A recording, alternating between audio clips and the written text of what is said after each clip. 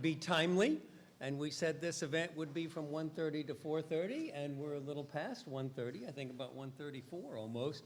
So I'm Reverend Bob Moore, and on behalf of the Coalition for Peace Action, I want to welcome you to this 44th Annual Conference for Peace.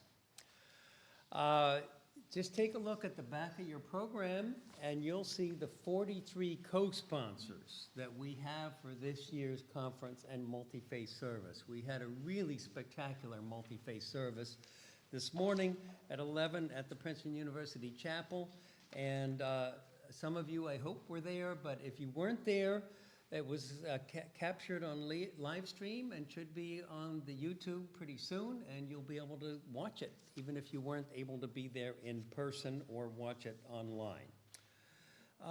So again, I want to thank the co-sponsors. In fact, if you are here representing a co-sponsor, could you just raise your hand? Just look at that. Wow. Wonderful. So I want to give you just a quick overview of how the program's going to run. We've got 4 excellent speakers. I'm excited about all of them. And they are going to speak in the order that's on your program, on the front of your program.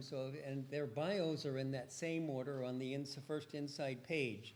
One adjustment that we've had to make is Elena Perez is ill today, unfortunately, but we have a really spectacular substitute for her, very knowledgeable, also affiliated with March for Our Lives, and that is Raisa Rubin-Stajkovic. Don't know if I got that quite right, but that's Raisa.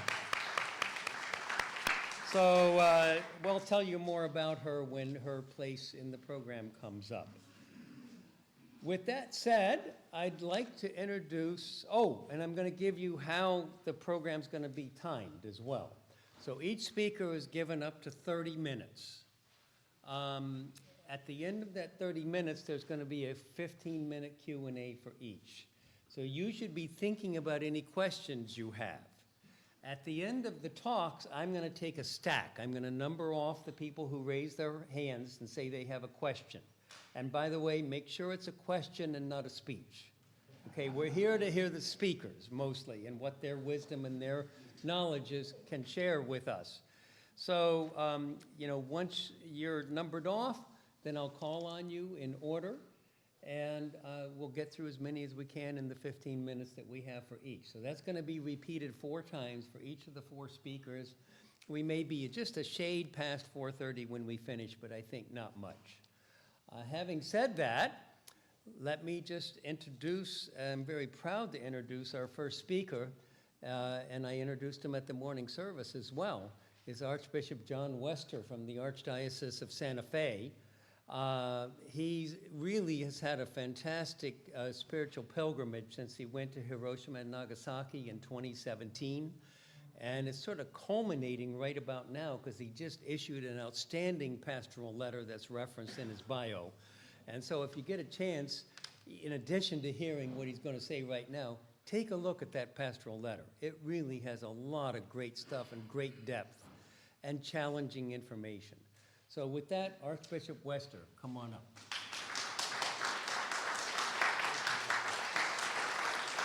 Thank you very much. Well, thank you. I'm very grateful to you, Reverend Bob. Appreciate it very, very much. And it's an honor to be here with all of you today. I'm very, very honored and privileged to be here. I'd like to acknowledge the kindness of Reverend Moore in inviting me and the hospitality, and also Irene Etkin-Goldman. Thank you, the chair, I know, of the Coalition for Peace Action. And I know also Mark Tolo, the vice chair, and Mark Pepper, the treasurer, and Carol Allen, the secretary, to the whole board of directors. Thank you very, very much.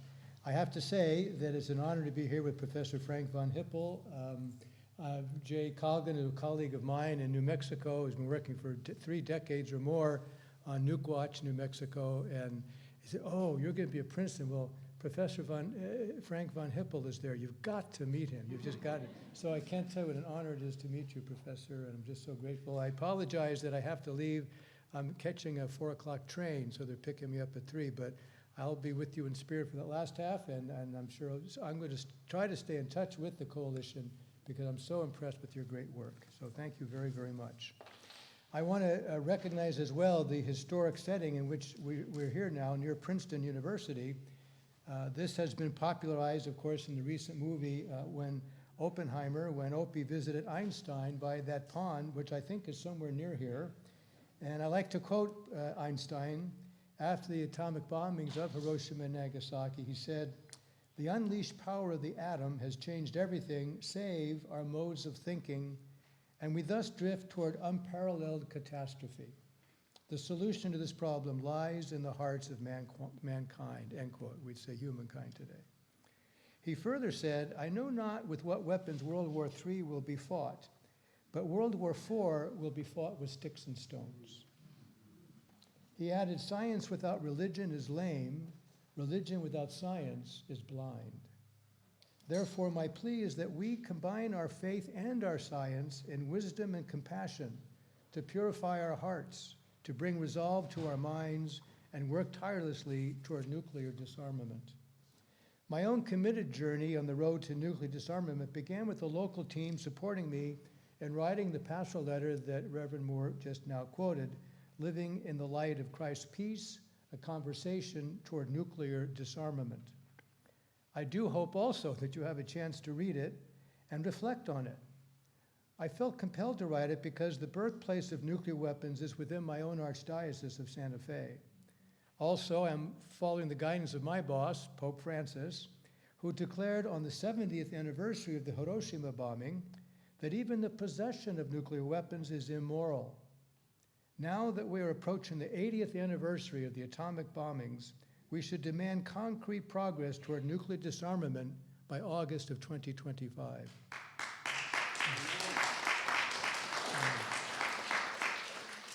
The Catholic Church, for her part, has had a long history of speaking out against nuclear weapons, as have so many other churches.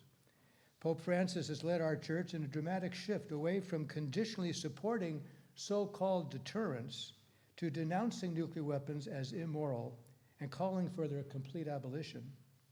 As the Pope declared, "We must never grow weary of working to support the principal international legal instruments of nuclear disarmament and nonproliferation, including the Treaty on the Prohibition of Nuclear Weapons." I consider it to be the duty of my Archdiocese of Santa Fe, the birthplace of nuclear weapons, to support the Nuclear Weapons Ban Treaty while working toward universal, verifiable nuclear disarmament. I have personally come to believe that the possession of nuclear weapons by anyone is a threat to all.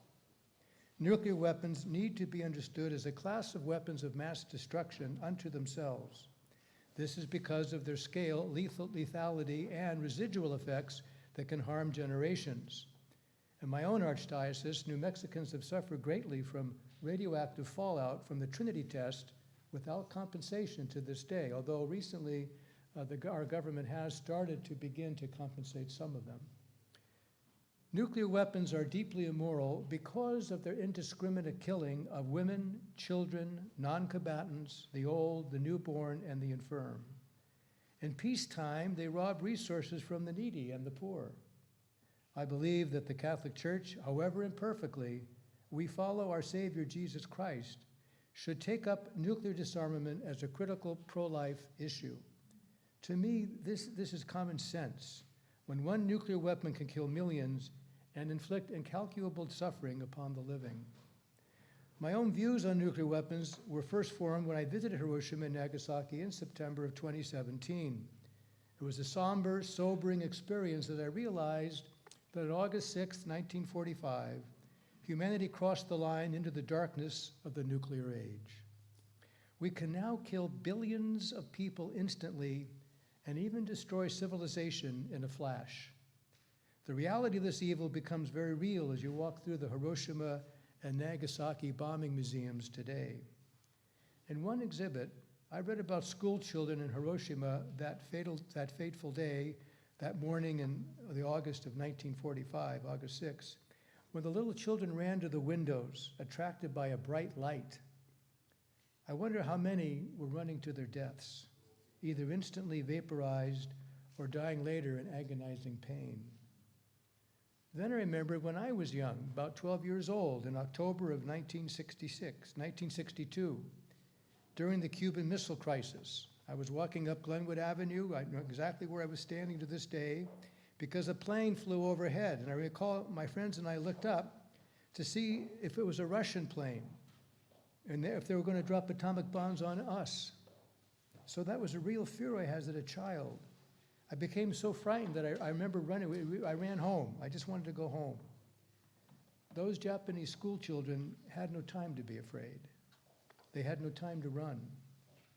And there was no home left to run to. This year, just a few months ago, I went back to Hiroshima and Nagasaki, accompanied by my fellow Archbishop, Paul Aitchen, of the Seattle Archdiocese. He has the Trident submarines in his archdiocese, 8 with nuclear power and then 2 others. On August 9th, we can celebrated Mass with the bishops of Hiroshima and Nagasaki. It began with an air siren at 11:03 a.m., recalling the exact moment of atomic detonation 78 years ago. We offered roses to the bust of the Madonna, whose face was singed and burned by the plutonium blast that day. A few hours later, we 4 dioceses of Santa Fe, Seattle, Hiroshima, and Nagasaki formally created a working partnership on nuclear disarmament. We released a statement from Nagasaki that day of the 78th bombing anniversary, expressing explicit support for the Treaty on the Prohibition of Nuclear Weapons, which the Vatican was the first nation-state to sign and ratify. We are hoping to return in August of 2025 for the 80th anniversaries, by which time we should all demand concrete and measurable progress toward nuclear disarmament. While in Japan, I had the honor of meeting some of the atomic bomb survivors, the Hibakusha. The previous August, I also had the honor of giving a healing ceremony in Santa Fe for the generations of downwinders that have suffered from the Trinity test. I'd like to quote what President Reagan said to the Soviet Union some 40 years ago. "A nuclear war can never be won and must not be fought." I assert that the only way to guarantee no nuclear war is to get rid of nuclear weapons altogether. I think Reagan got sidelined by Star Wars thinking and all of that, but they were on the right track anyway, for at least for a little bit. I turn now to recent nuclear news, which, as you know, as well as I, is rather grim. Just 2 weeks ago, the Israeli Minister of Heritage claimed that there are no non-combatants in Gaza and that dropping a nuke on them is an option. Israeli officials have pointed to the atomic bombings of Hiroshima and Nagasaki as evidence of American hypocrisy over concern for civilian deaths. The rumored eventually successor to Putin just boasted that Russian nukes are superior to American nukes. Russia revoked its ratification of the Comprehensive Test Ban Treaty, while noting that the US never ratified it. North Korea enshrined mandatory nuclear retaliation into its constitution if its leadership is ever decapitated. Pakistan tested a new missile capable of carrying multiple nuclear warheads. China is expanding its arsenal. A recent strategic posture review commissioned by Congress called for the expansion of the US nuclear weapons arsenal.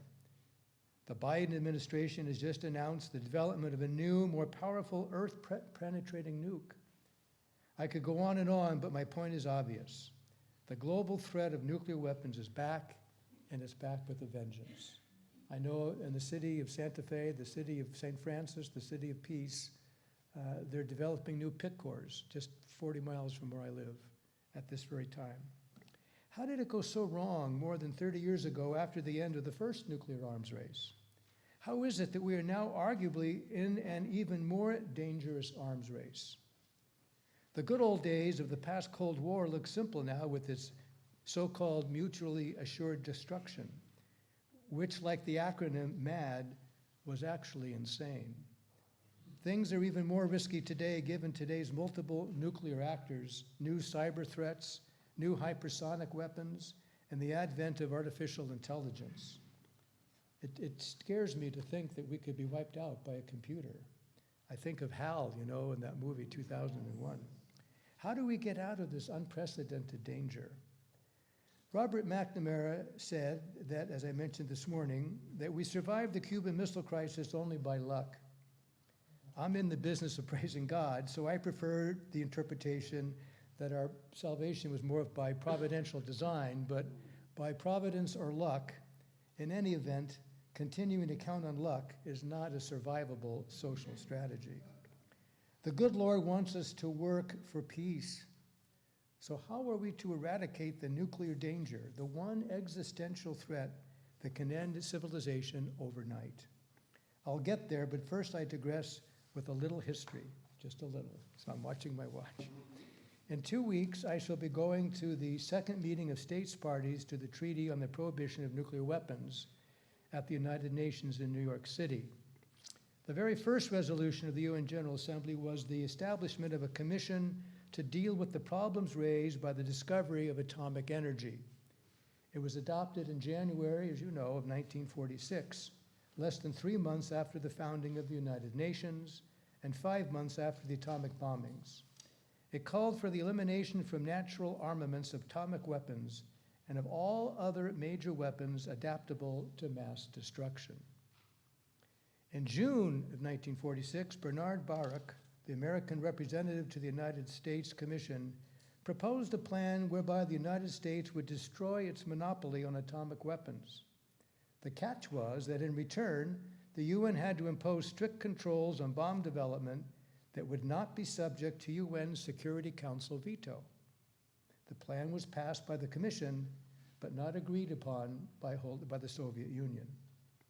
As a consequence, the world lost its first opportunity to control nuclear weapons. We were then off to the races, in this case a nuclear arms race, in which the US and the USSR each had some 35,000 weapons in gross global overkill. Fast forward to 1988, when Ronald Reagan and Mikhail Gorbachev met in Reykjavik to negotiate a nuclear weapons ban treaty. They almost succeeded. However, the sticking point was Reagan's insistence on pursuing a ballistic missile defense, prompted by exaggerated claims made by Edward Teller of the Livermore Lab in California.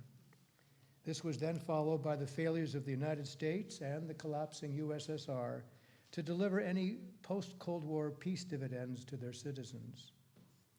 In the United States, we had the subsequent rise of the Department of Energy's so-called Stockpile Stewardship Plan, which showered money on the nuclear weapons labs because of the end of underground full-scale testing.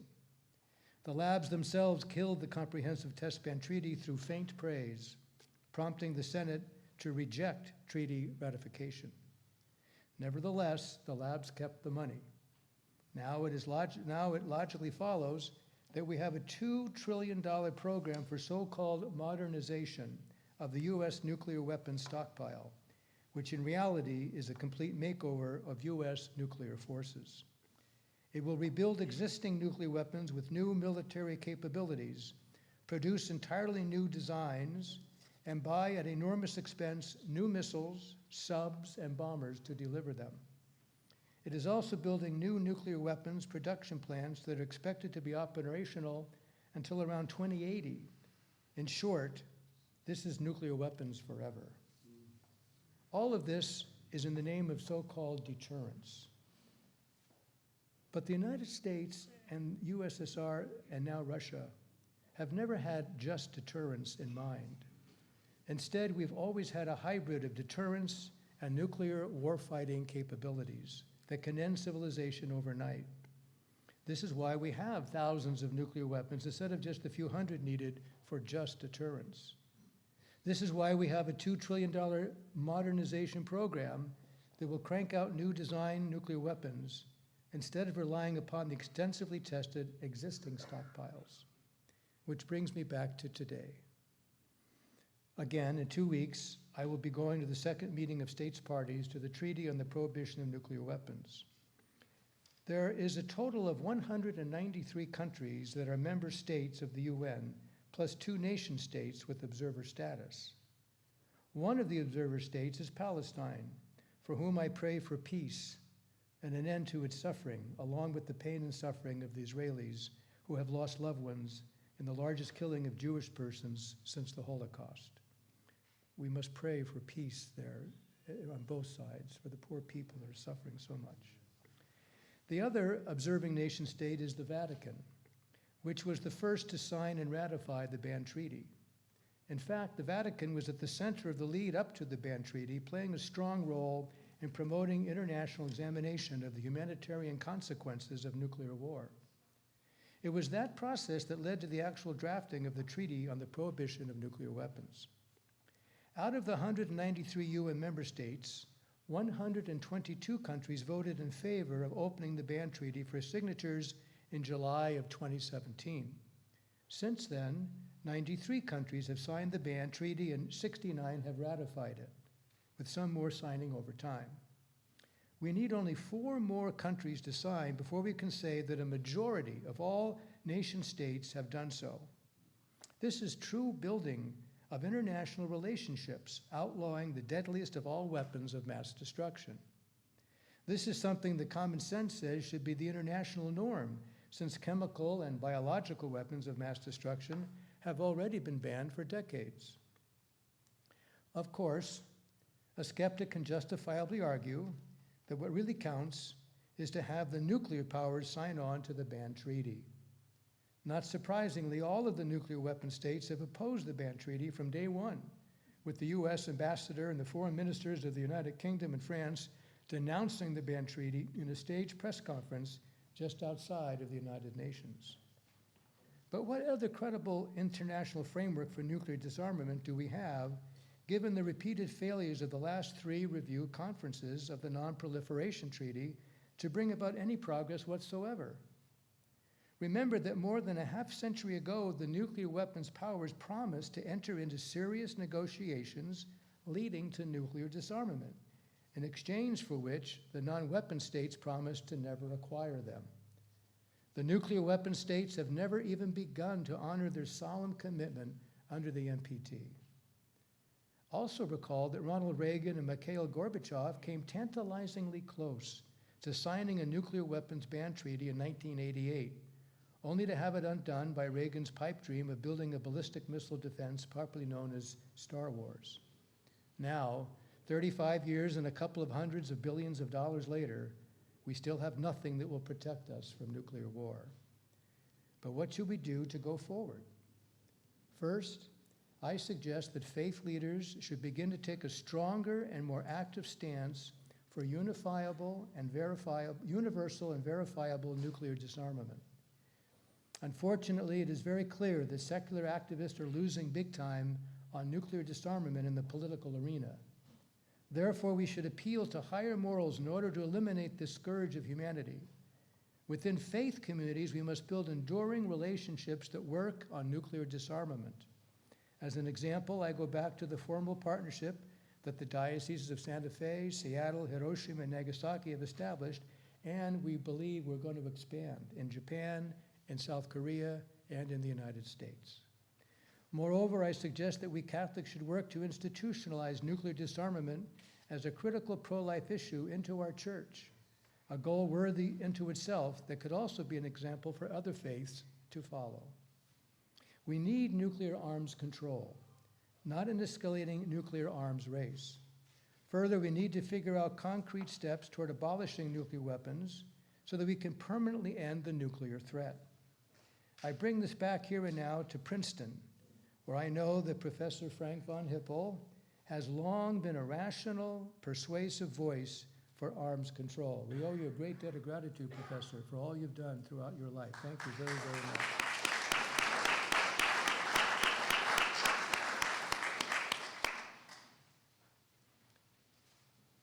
It's my understanding that in the 1980s, Frank was an advisor to Mikhail Gorbachev on the technical basis for steps to end the nuclear arms race. Frank, you have our deep gratitude for helping to bring the world so tantalizingly close to that supreme goal.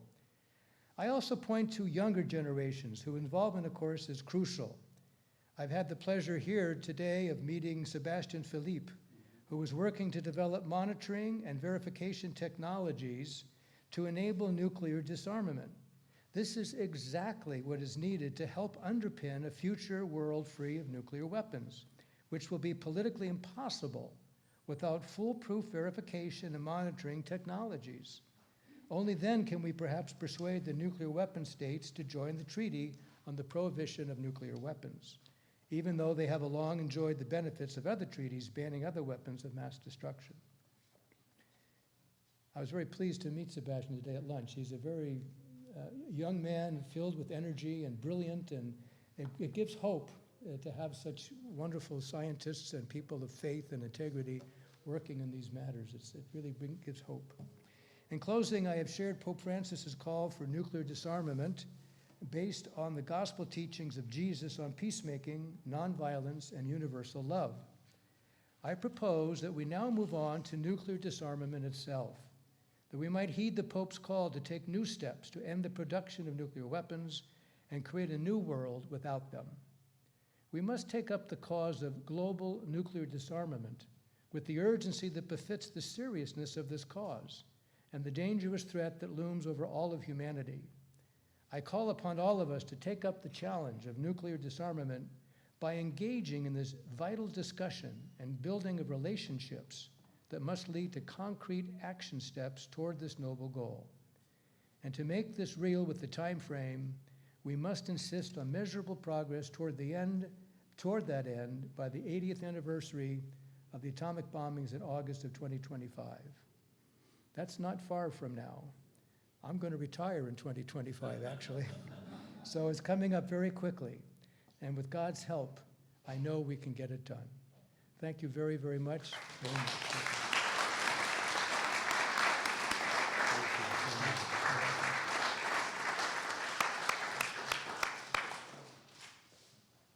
Thank you very, very much, Archbishop Wester. I thought that was an excellent combination of the bad news about where we stand on the nuclear weapons issue, but also the hopeful and good news. And I think that's what we need to be working on. Is this was an excellent presentation to follow on your excellent sermon this morning. So we appreciate that. I am now going to take a stack of questioners, and remember they should be questions. Raise your hand and I will count you off. 1, 2, right behind, 3, 4, any others? 5. All right, well, let's start with those 5, and who's going to take the mic? Is Ram here? Who's taking the mic around? Ram?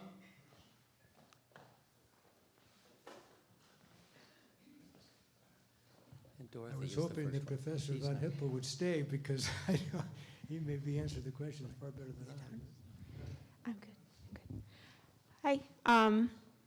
So first of all, thank you, Archbishop. That was wonderful. That was very, very well thought out and inspiring talk. So we've all been, warned about the military-industrial complex. And I was wondering if there has been any movement on the idea of bringing the profit motive into nuclear non-proliferation and moving towards nuclear zero. And if there hasn't, how could that be accomplished? Or is it even feasible? I think that she's talking about the prophetic imagination. Did I hear that correctly? And so that's a very good question, and I think that's what we need right now from my perspective. In New Mexico, where I am, I can speak from my own experience, obviously with LANL and with Sandia Labs right there in the Archdiocese. Many of my parishioners make their living from those two laboratories. And so the narrative, the language that we use is basically the language of deterrence, that given the geopolitical situation we're in now, we can't afford not to have nuclear weapons. That it's just naive to think that we can. So this is the language that's being used, the narrative, and much of it is a false narrative, as I tried to bring up in the speech, that the deterrence narrative was always put forth by the military from the beginning, but that's never been our real aim and strategy. Is always to have first strike capabilities and strategic fighting capabilities. So I think what we have to do is change that. We have to speak truth to power, and we have to change the narrative, and we have to start making people aware of the reality of nuclear weapons. I was talking to Professor a little bit. I've been very interested, frankly, in the atom since I took this up a few years ago, And so I'm reading about the atom. Sadly, I've wasted about $200 on physics books. I can't make head or tails out of it. All these complicated questions. Oh my goodness. So I finally got a little children's book, and now I understand the atom much better about protons and neutrons and electrons and all that. So I think what we have to do is bring the reality of the atom, of the power of the atom, to the public. Frankly, I think in my generation, we've been lulled into a false sense of complacency since the end of the Cold War. We figure that's all over now. That's no longer reality. Most people don't like what I talk to in New Mexico. They don't want to hear it. They always smile sweetly. Oh, you must speak to that. You must speak to that another time, Archbishop. In other words, they don't want to hear it. You're kind of like a skunk at a lawn party. So I think it's kind of like a combination of reality and hope, that we have to bring the reality to people. That's the prophetic imagination. And the prophetic imagination engages the grief, engages the suffering. People are going to suffer big time. Just read Cormac McCarthy's book, The Road, if we do ever have a nuclear Armageddon. And so I think we have to be able to put language on the reality of it, but then also that there is hope. That we did a lot back in the 80s, and that we came close when Professor von Hippel was working with the states, world leaders. We went from 85,000 or so plus nuclear weapons down to 13 plus, so we have done it. I mean, we know it can work, but we have to have leaders that can get us there. So I hope that somewhat answers your question. Thank you. Who was question or two? I think was right behind. Yeah, Kip. Hi, I'm Kip Cherry. I agree with everything you've said. However, we have just been challenged by the report from the Strategic Posture Commission, and they have told us not only to continue with our modernization plan, but to up everything. And they are recognizing nothing about peace, absolutely nothing. And the Armed Services Committee seems to be buying what they're selling, which in terms of cost is impossible. But just in terms of our mentality, I think we're headed in the wrong direction. I wonder if you could comment on that commission at all and where we should go from here. Well, thank you for pointing it out. There's not much I can say personally. I was very disappointed by that when it came out a little bit ago. It was but it's perpetuating the same narrative. It's the fight or flight syndrome, one of the two, and they're opting for fight. That's what they're opting for, and of course it is a big business. It's an industrial military complex. And it's like this huge organization that's going along, and it's very difficult to stop it. It's very difficult to change the language. And frankly, I think that's how they're thinking. And also, I think we have to recognize that's what gets votes. That's why I think the people, Professor was just saying that things change when the people rise up, when the people have a voice. And so if that strategic report has the voice, then we've lost. We have to counter that with our voice and say, no, that's wrong. Now, I grant you, I'm not an expert by any means. I mean, the way to get there is complicated, and it's not going to be swift. It's not going to be instantaneous. But we have to start the process, and we have to make sure that it's a well-thought-out process, and we can get there. So I think we just can't, I just don't think we can allow that to, the politicians, well, here we have this report, now we have to do it. And then there are a lot in our country today who are, oh, rah, rah, yeah, we have to be the biggest and the strongest and the best and all that. That's not the third way. That's not the way of negotiation, of encountering people, of working with people, of not seeing the people as the enemy, but seeing them as good people. Kennedy, in his peace speech there at American University in 1961, he talked about Russians as good people. Khrushchev had copies of Kennedy's speech made and passed them out to his cabinet and his head leaders. And there was a sign of people saying, no, this is not right, that we got to do something. So but again, I brought that up this morning, people think we're naive to think that way. But that strategic report is one way of thinking, and it's wrong-headed. And it's that way of thinking will obliterate us one of these days. I mean, so far it hasn't happened. But I'm convinced that if we don't get rid of nuclear weapons, it will happen. Maybe not in our lifetime, it will happen. And I would hate to leave the world, our grandchildren and great-grandchildren, a world with that kind of fear. But thanks for pointing that out. It's a very, very disappointing report. Questioner number 3. Hi, good afternoon. Thank you for all your great information. I'm wondering what your opinion is on the strategy to bringing the bad actors, the international bad actors to the table, Iran, Putin, Kim Jong-il. Like, how do we get them to the table, and how do we get talks started again? That's a good question, and I don't want to appear naive. I mean, you're dealing with some, you said it correctly, bad actors. Their whole frame of reference is completely different than ours, and morally and every which way. But we're all human beings, and we all have basic values, I believe. And we all have basic fears. So I think that, you know, the heart of restorative justice and truth and reconciliation procedures talks about giving people a chance to talk on a deeper level. And I think if we can somehow work that out by getting political, religious, civil leaders, business leaders together, and maybe through the auspices of the UN, I don't know, to begin that conversation, but to begin, what is Kim Jong-un, what's he afraid of?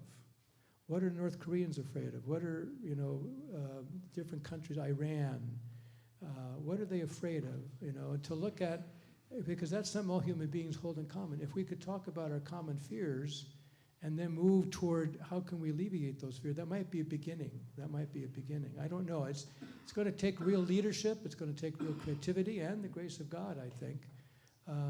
But again, I see glimpses of it from time to time. I won't try to get political, but I know there have been presidents who have tried negotiation. They've tried diplomacy. We did have a working relationship with Iran there for a while. We had an accord with them that another president sadly ended. But so I think it's possible. I don't think we can be discouraged. I don't think we should be, well, you can't, no, you can't fight City Hall. No, we are City Hall. Yeah. And I think that we have to realize that our voice has to be strong. So that's all I could say. Yeah, please. Just before we go on to number 4, I'm glad you brought up the fact that we had an agreement with Iran that verifiably kept them away for at least a year away from having enough material to make a nuclear bomb. So it can be done. And similarly with the Soviet Union and then Russia, we had a series of treaties that made the total arsenal go down from something like 80 or 85,000 all the way down to 13,000. Now that's still overkill, but it's progress. It's progress. So we can do it. And the final thought I had is a cover of Mother Jones magazine I saw many years ago, and it had on the cover of it a picture of the U.S. Joint Chiefs of Staff. And what did it say at the bottom of that cover? These are the world's worst nuclear terrorists. So let's be careful about casting the aspersion only on others other than ourselves. All right, thank you. Number 4, who was questioner 4 over there?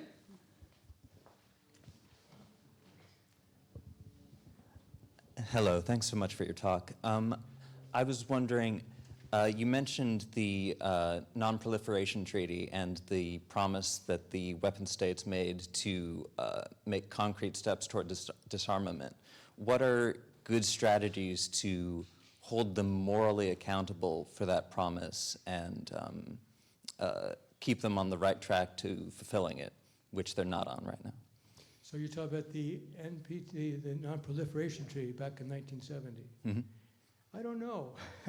That's a very good question because they've all backed away from it and haven't fulfilled the promise.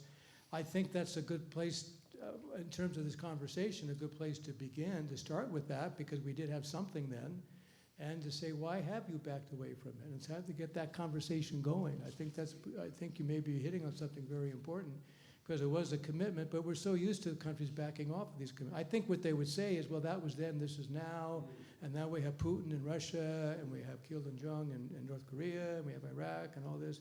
So they're going to probably say the world is different now, but I think we would say, no, it's not. It's always been this way, ever since time immemorial, ever since Cain and Abel, from our tradition. You know, we've been fighting each other. And so we sooner or later, someone's got to step and say, stop, you know. So it's very disappointing. I think, again, in my own view, I don't want to be jaded, but I think money has a lot to do with it. I think that the lobby of the military-industrial complex is very strong. And even to the point of some people suggest that I've heard it said anyway, that's why Kennedy got assassinated, because he was talking about this nuclear disarmament, and he was, so these are complicated questions, but they're not questions that can't be faced. So probably doesn't answer your question. I really don't know why we backed off, but yeah, maybe you could. Just one quick thing to add before we go to our fifth and last question, which is that the Nuclear Non-Proliferation Treaty was actually a deal that was made between the existing nuclear powers and the non-nuclear powers. The non-nuclear powers said, we agree not to obtain nuclear weapons if U5, of course it's more than that now, but at the time, U5 agreed to make a real commitment to reduce and get rid of your nuclear weapons. We made a start on that. It's already been referenced, but now we've backed off of it. So we need to get back on that track. And just another quick message of hope, just this past Monday, the United States and Russia started to talk to each other about addressing the nuclear weapons issue again. That is something that is a real sign of hope. So, yes. All right. And I think that's partly because we're giving them so much pressure, but we need to ramp it up more. Number thank you. 5, questioner number 5.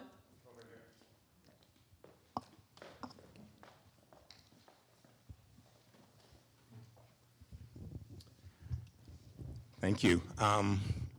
My name is Bill Taylor, and I know I'm going to ask you a question. I'm not a clergy, and I need to talk to you a little bit about the part of your comments related to our secular leaders and how you were disappointed in how our secular leaders have performed and how you want to get clergy to get more involved. I put the performance of our secular leaders at the doorstep of our clergy. You're a little late to this party, sir, to be candid. If our clergy had been more involved, the idea of nuclear weapons being bad is not a new issue. We have a Peace Sunday, and it's embarrassing. Clergy tend not to lead. They tend to follow the congregation. The suggestion that you would put nuclear weapons in your pro-life agenda, your pro-life agenda has always been hypocritical. So if you want to put nuclear weapons in your pro-life agenda, okay, do it all. Put the death penalty into your pro-life thing. Do all these other things that should be. I want you to know, I appreciate what you're trying to do, but I actually have less faith in our clergy leaders than I have in our secular leaders. You need to know that, because the truth is, if the clergy had been more like you, I'm going to be generous, if they'd been more like you, we probably would be not having this problem today. Well, good, yeah, that's, I can't answer all those, you go off on other points that I really don't feel is the place to go into, but I could say this, the death penalty is on our pro-life agenda, as is also many other immigration and so many other things. So, but in any case, you make a good point. I think, and sometimes we have a hard time with the clergy, in my experience, oftentimes, they're not like living in a vacuum and they come out on Sunday or Saturday or Friday night to kind of say things, from the vacuum. They're part of our culture. They're part of our world. And they hear these narratives too, including the false narratives.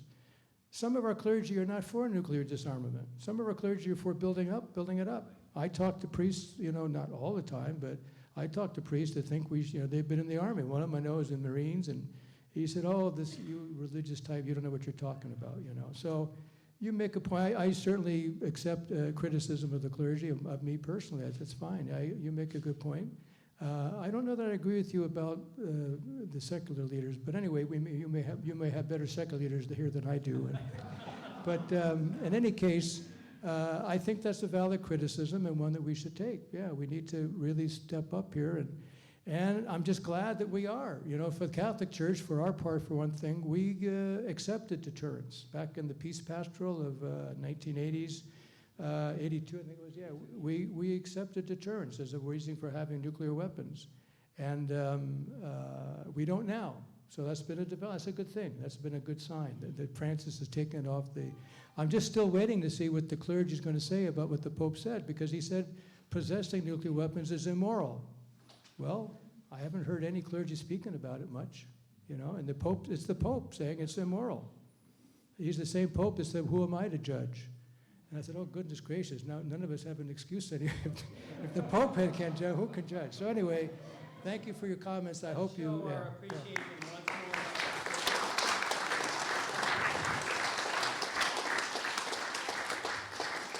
And before I introduce Professor Von Hippel for our second speaker, just a quick reminder, I should have mentioned this at the beginning. The bathrooms, if you need to use them, are out here in the hallway down and on the right. And also, I wanted to give a special word of thanks to my congregation, Christ Congregation here. I'm a member of this church. And the Reverend Dr. Kirk Johnson is our pastor. He's here with us too. And so I just want to give a shout out to Christ Congregation for being the host. Professor Frank Von Hippel, boy, I've known him for a long time. I think since I first came to town in 1981. And he was saying, we experts need to work with you citizen activists if we're going to get anything across the finish line. And he has been faithful to that mantra all along. I tell you, just about any question you have about the nuclear weapons issue, he's your expert. He is has one of the deepest knowledge bases of anyone I've ever met on this issue. So it's my great privilege and privilege to introduce to you Professor Frank Von Hippel.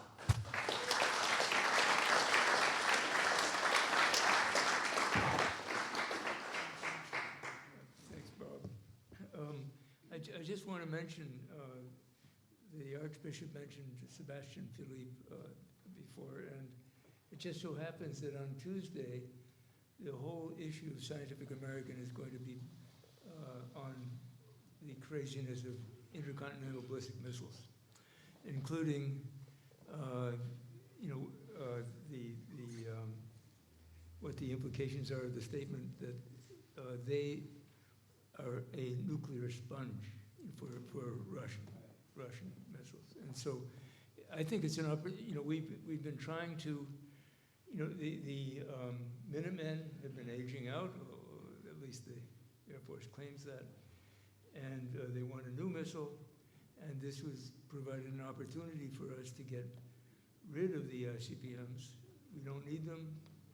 They increase the danger of a nuclear war by virtue of being on a launch on warning posture. And there have been many false warnings, realized just in the nick of time. We have made a run against the renewal of the ICBMs. It's lost in Congress due to the overwhelming lobbying power of Northrop Grumman and the fact that many of our colleagues have demobilized since the end of the Cold War, and we're not as potent as we were when Bob and I met at the peak of the nuclear weapons freeze movement. But I think this may make enough of a splash that we could make another run at the ICBMs. And so I urge you to look at that, and then when we see the reaction to that, maybe we can actually make a run down to Congress. Okay, Bob heard that I've been retired for a number of years from teaching, but I did come out of retirement this fall to co-teach a task force of 10 undergraduates, which is supposed to come up with the policy proposals to avoid nuclear war with China and Russia. Bob asked me to give a talk on this. The students haven't come up with their answer yet, so I'm gonna give you gonna give you mine as far as I've gotten. And so I'm going to talk first about Russia. Let's see. I have this gadget, and I'm not sure where I should this direction. point it that direction. Yeah, see if that works. Does that do anything? No? Maybe you'll have to advance it. There we go. Okay, thank you. Okay, and then the next one.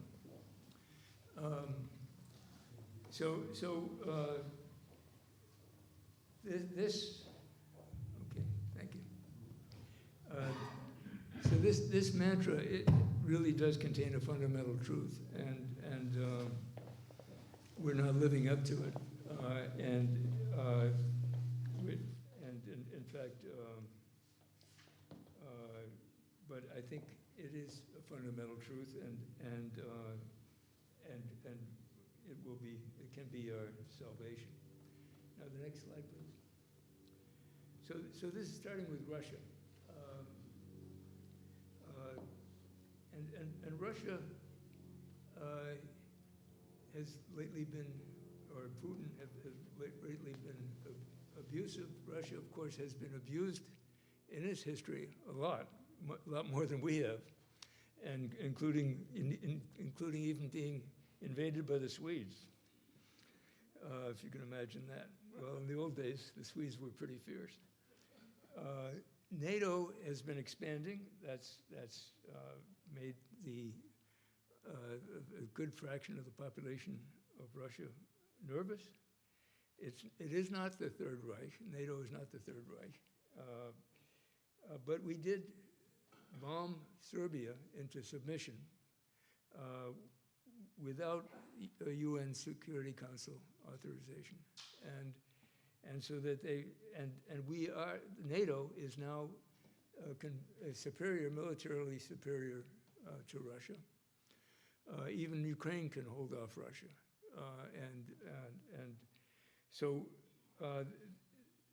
the Russians have been afraid, and now then the breaking point, at least for Putin, was the expectation that Ukraine would join NATO. And you can see that Moscow is a lot closer to the borders of NATO than it was at the end of the Cold War. So next slide, please. So Putin has been making nuclear threats.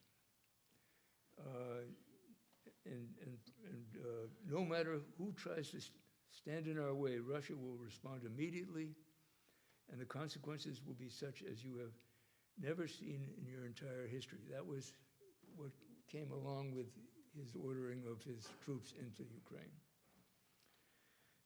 And then later, after annexing parts of Ukraine, those crosshatched there, saying, when the territorial integrity of our country is threatened, to protect Russia and our people, we will certainly use all the means at our disposal. This is not a bluff. And of course now considered in our territory with parts of Ukraine. So we're fighting over that now. The actual actions Putin has taken have been much less significant. He has, he took a shot at arms control, saying basically that by suspending Russia's exchange of data and allowing U.S. inspectors in to verify the New START treaty. But the foreign ministry said, well, we can come back. We can come back after this is over. He's announced that Russia would base some tactical nuclear weapons in Belarus, like we do in Belgium, Germany, Italy, Netherlands, and Turkey. It's not clear that that has actually happened. That they have moved nuclear weapons into Belarus. And most recently, as the Archbishop mentioned, he unratified, but did not unsign the Comprehensive Test Ban Treaty. And the signature obliges both Russia and us, who, as they pointed out, we have not been able to get the Senate to ratify by the required 2/3 majority. We still have to adhere to it unless we actually withdraw our signature. Now, next slide, please. Okay, next slide, I'm sorry. So the response is, well, Biden took it very seriously, these nuclear threats. He said, we have not faced the prospect of Armageddon since Kennedy and the Cuban Missile Crisis. And he's been cautious about Putin's red lines. But also, the administration said that if Russia used nuclear weapons, it would be catastrophic for Russia. Not going into specifics, and I think my sense is that if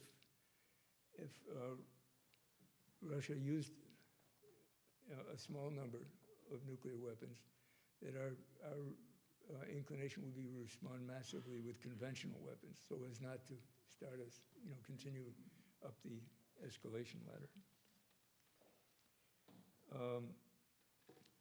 And more important to Putin,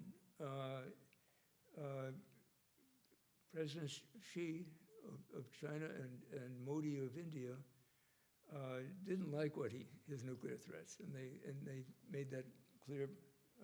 In the case of Modi, Xi, he called on the world to jointly oppose use of or threats of use of nuclear weapons. And Modi didn't speak out as clearly, but he canceled his annual summit with Putin.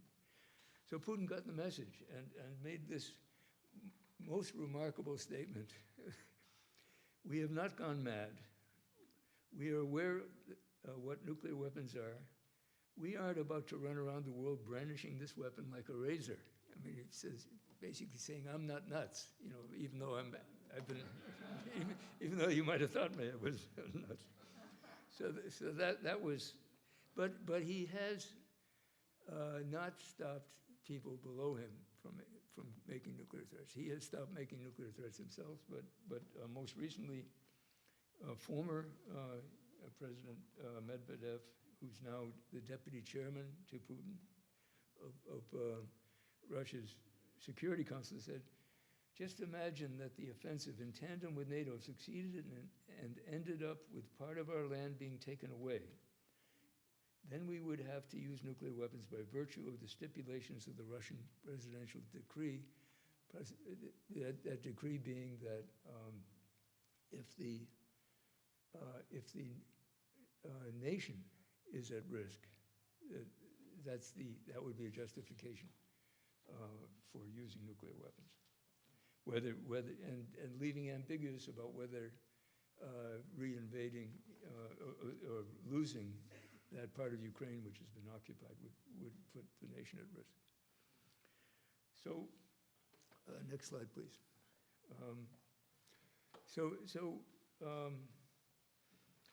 Recently, the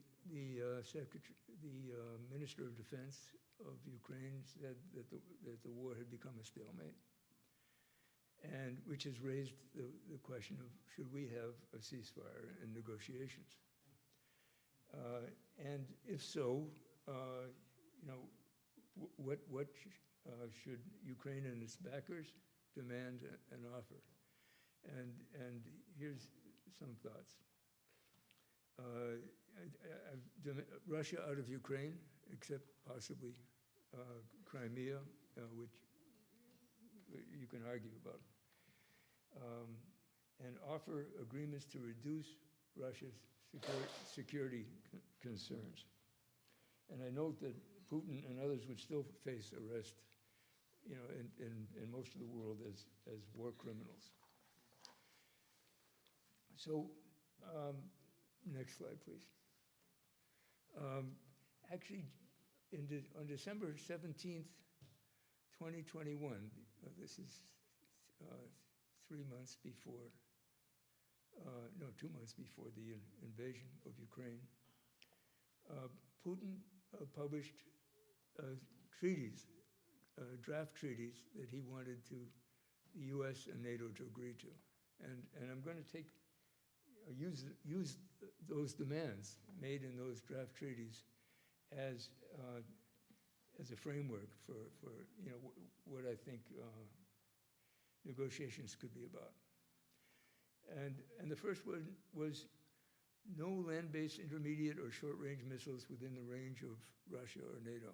And this would basically be a standing up again of the INF treaties. I mean, basically, the toolkit I'm going to talk about is the toolkit that was created to end the Cold War and bringing it up to date.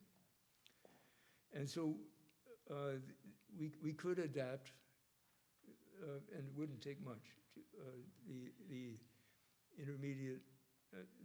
intermediate range nuclear forces treaty to deal with ballistic missiles in Europe and in Western Russia.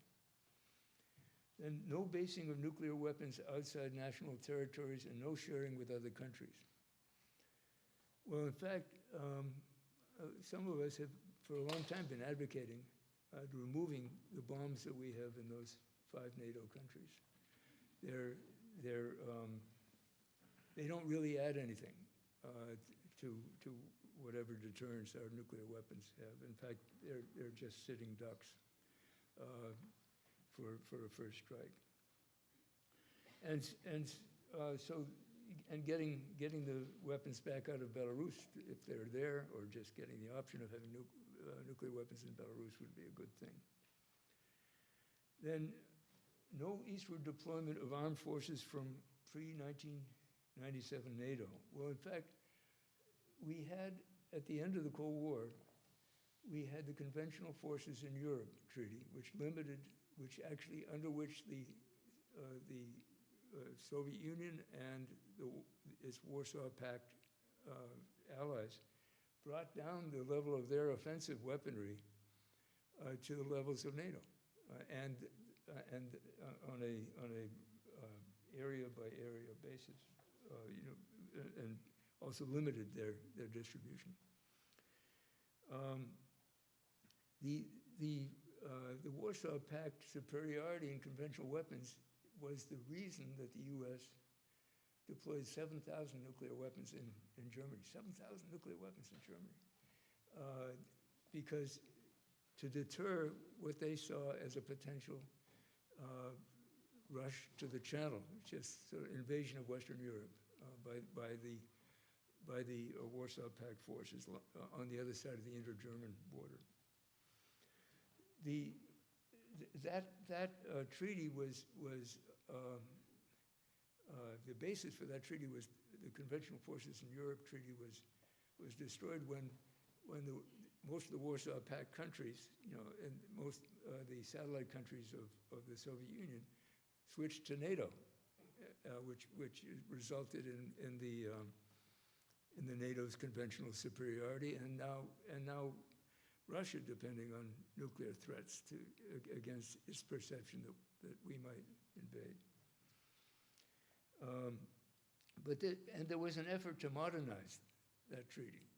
And in 1999, the Adapted Conventional Forces in Europe Treaty was agreed to, but then NATO didn't ratify it because it insisted that Russia remove its fairly small numbers of troops in Georgia and Moldova.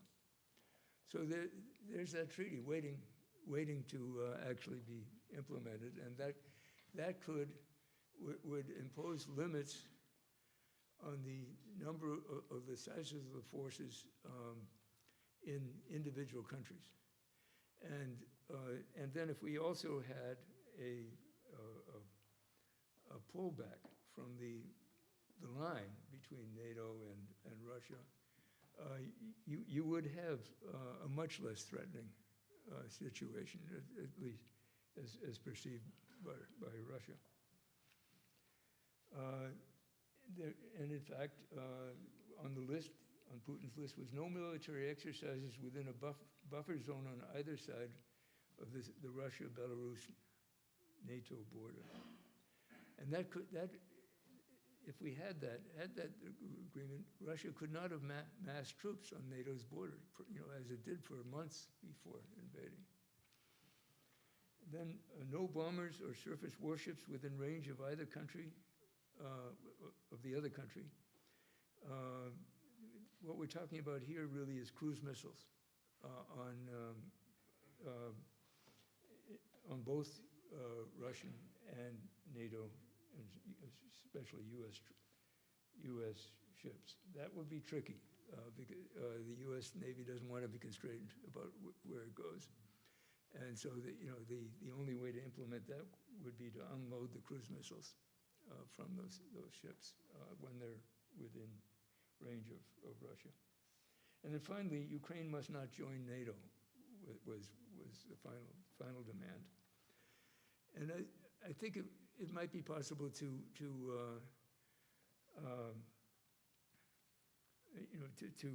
give Ukraine a security guarantee if those other arrangements were in place. And saying as long as Russia keeps its troops back from the buffer zone from Ukraine, the NATO troops won't come in, but if in fact Russia violates that, then the NATO troops will join. So it would be a functional equivalent of being part of NATO, but without the option of permanently deploying NATO troops in Ukraine. So that's as far as I've gotten on Russia. So next, China. Okay. So next slide, please. President Biden has been cautious about Russia, but apparently much less cautious about China. It's very striking. And he's repeatedly declared that the U.S. would intervene if China tried to take Taiwan by force. This is a departure from the ambiguity that previous presidents have manifested. And the most notable case was in a 15 September 2022 60 Minutes interview, when the interviewer asked, would U.S. forces defend the island? Biden said yes, if in fact there was an unprecedented attack.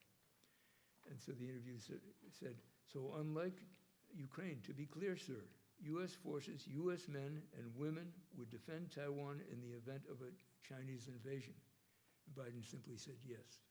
So they're very unequivocal.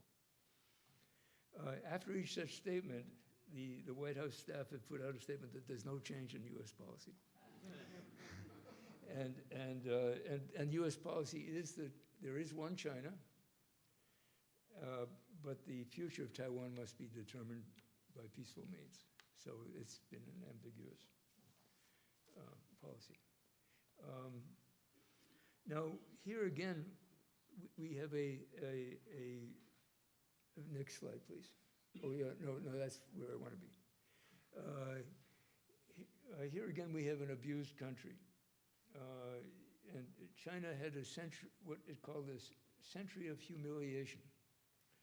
And it started in the 1800s when the French and the British wanted to import tea, silk, and porcelain from China.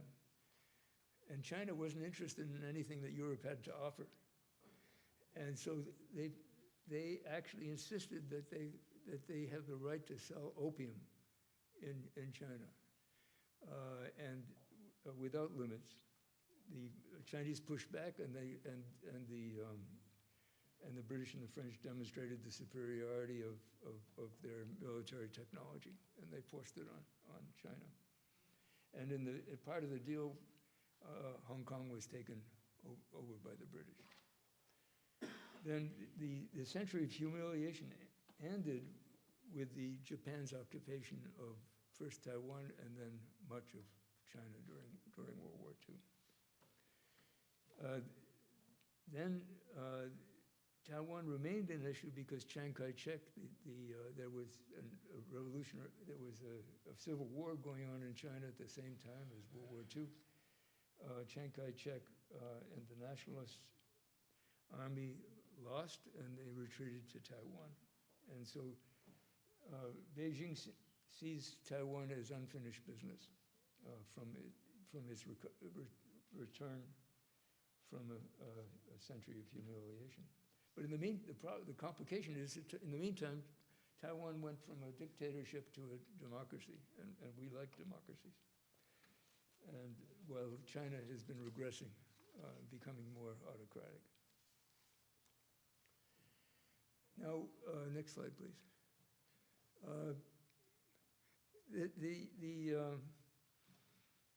An interesting complication that neither the students nor I have figured out yet is posed by this Taiwan Semiconductor Manufacturing Company, which has become a dominant force in the global chip economy.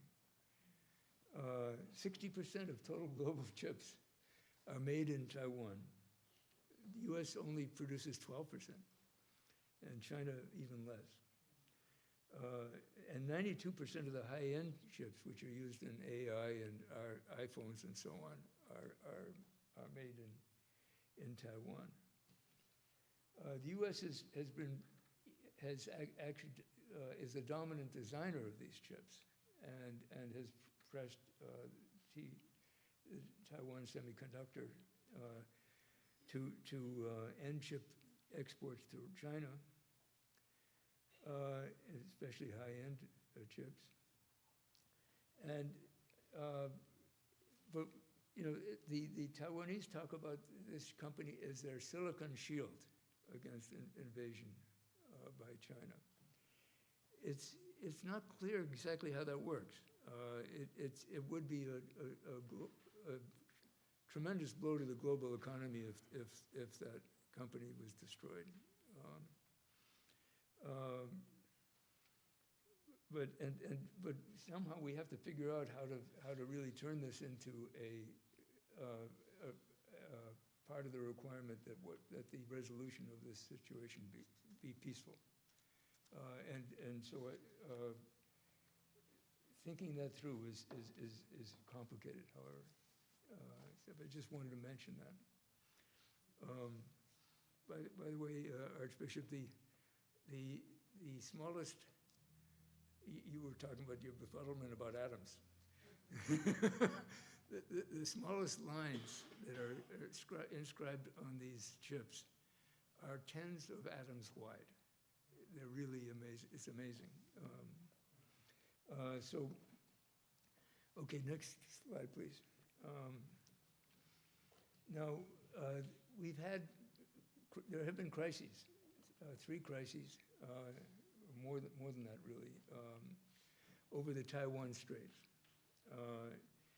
And periodically there's sort of an eruption and then of Chinese rage over something that we've done, and it manifests itself in the Taiwan Straits. The last one was during the Clinton administration. Well, there was one more recently after Pelosi visited Taiwan. When the Congress voted, this is an incredible vote, I just had to put it down, 396-0 in the House and 97-1 in the Senate to allow Taiwan's president to visit his alma mater, Cornell, and give a speech there about Taiwan's democratization experience. He was actually the first democratically elected president of Taiwan, but it was after he gave his speech. China responded, as they did more recently, by shooting missiles offshore Taiwan and conducting on one of their own islands an amphibious landing to show, you know, what could happen to Taiwan.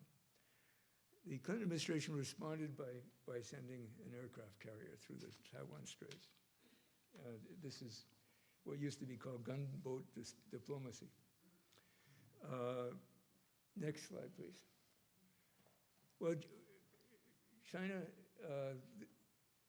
didn't like that and has actually established what we call an anti-area access denial strategy. If China didn't want us to go through the Taiwan Straits, there's no way we would sail. If they said, we'll sink your aircraft carrier, there's no way that we would expose one of our aircraft carriers there. There are missiles, submarines, all sorts of things that they could unleash. And so this is seen as part of putting China in a position to actually invade Taiwan. Okay, I'm getting there. Thank you. So next slide, please. So one of China's concerns is that if we were losing a conventional war over Taiwan, that we would threaten it with nuclear weapons. And we still have about 10 times as many nuclear weapons as China. It doesn't make a difference. I mean, but it might, they don't want us to have the illusion that it would make a difference.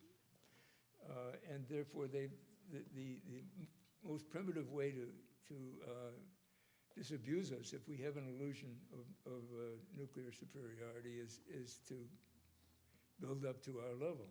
And that seems to be what they've been doing. In 2021, it became public that they were building missile silos like the ones I talked about, we have 400 in the Great Plains. They are building about 300 in the deserts of northern China. Next slide, please. So this shows the blue line shows the trajectory of the U.S. Strategic weapons.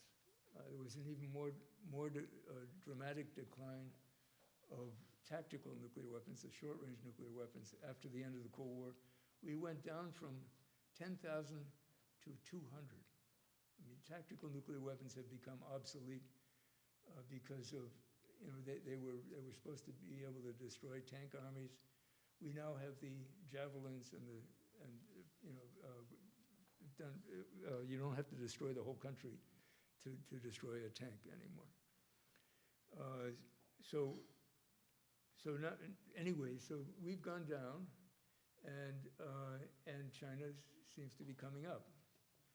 And so there's a debate now in this country about whether we need to go up. And in fact, we could go up quite easily by just, as a result of the New START treaty. One way, we reduced the warheads more than we did the missiles. And so, for example, our Minuteman missiles have one warhead, whereas during the Cold War they had 3. Our submarine-launched ballistic missiles have an average of about 4 warheads, where they were designed to have 8. So we could easily go up, and the question is, what's the point? So finally, last slide, please. Okay, China has a no first use policy, and one question is, why don't we? During the Cold War, we felt we had to have a first use policy because of the overwhelming superiority of the Warsaw Pact. Both Presidents Obama and President Biden have made a run have tried to persuade the Pentagon and the allies and the Congress that we should have a no first use policy. Biden called it the sole purpose, but it's pretty close to the same thing. Everybody cited the resistance of our allies, NATO, Japan, and South Korea, wanting to keep this nuclear option on the table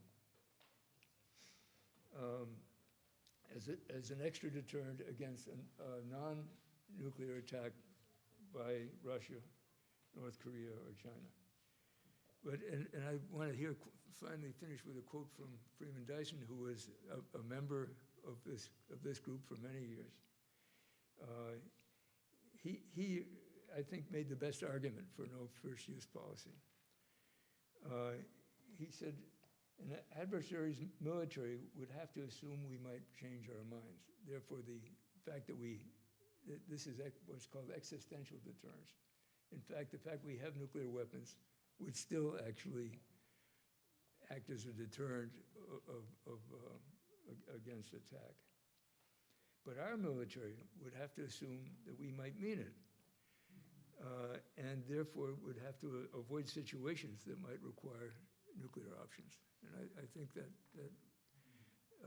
and we have not, we're stuck in this Cold War mode as far as our policy is concerned in this regard. So that's it. Thank you.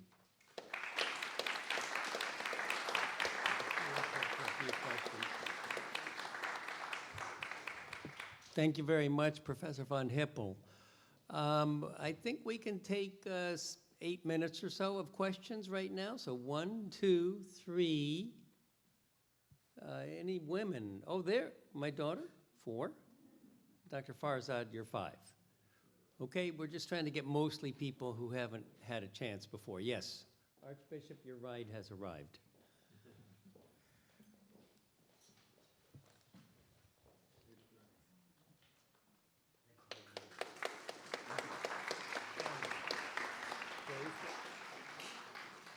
All right, we'll just have to take care of it. Huh?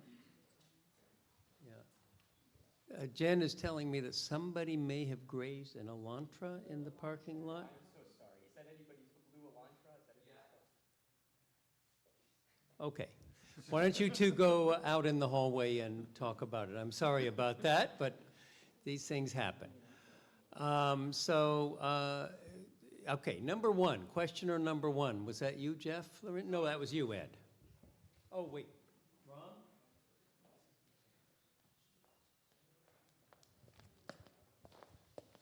No questions? Thanks, Rob. So, Frank, I'm always fascinated by your talks. In particular, in this case, kind of your recommendations or solutions in terms of resolving the war in Ukraine, the Russian war in Ukraine. You talked about, on the one hand, Russia would remove itself, would withdraw from the territory of Ukraine, except possibly Crimea. So I'm wondering why, except possibly Crimea. The other part is, I think your last point, perhaps you could elaborate a little bit on. You were saying that Ukraine would not be able to ever join NATO, is that correct?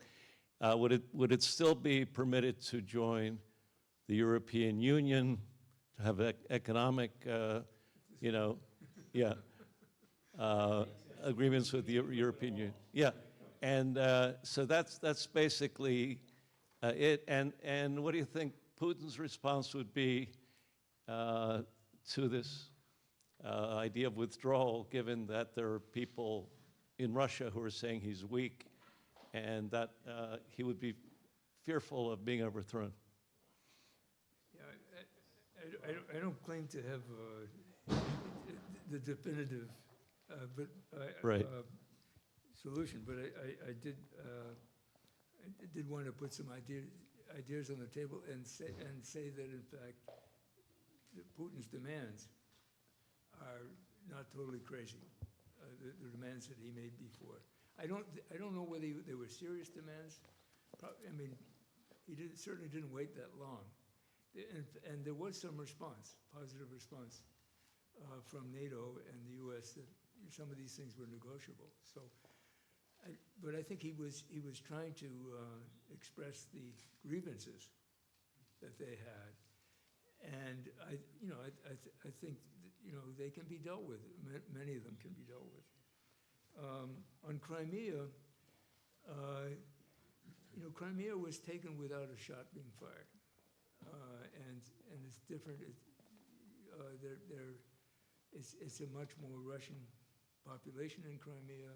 It was actually part of Russia until I think Khrushchev gave it to Ukraine. So I think that there may be more argument there about about what happens to Crimea. That was. How about Putin's fear? No, Ed, we need to give the other answer. Number 2, is that you,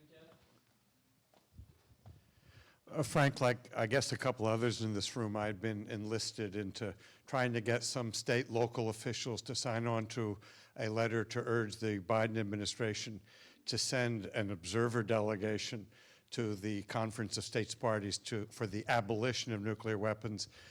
And I wonder if you could share with us whether Russia and China, which also have stonewalled this treaty, intend to be present in an observer capacity, and if the administration has nothing to say, what does it gain by being present there? What could it say if we had a president who, like Obama, at least had said that he's committed to a nuclear-free world at some point?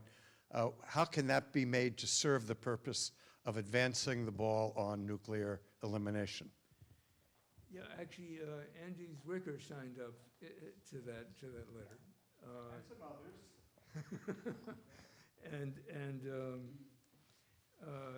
You know, I don't know about the other, if the U.S. went, I think it would be hard for France and the U.K.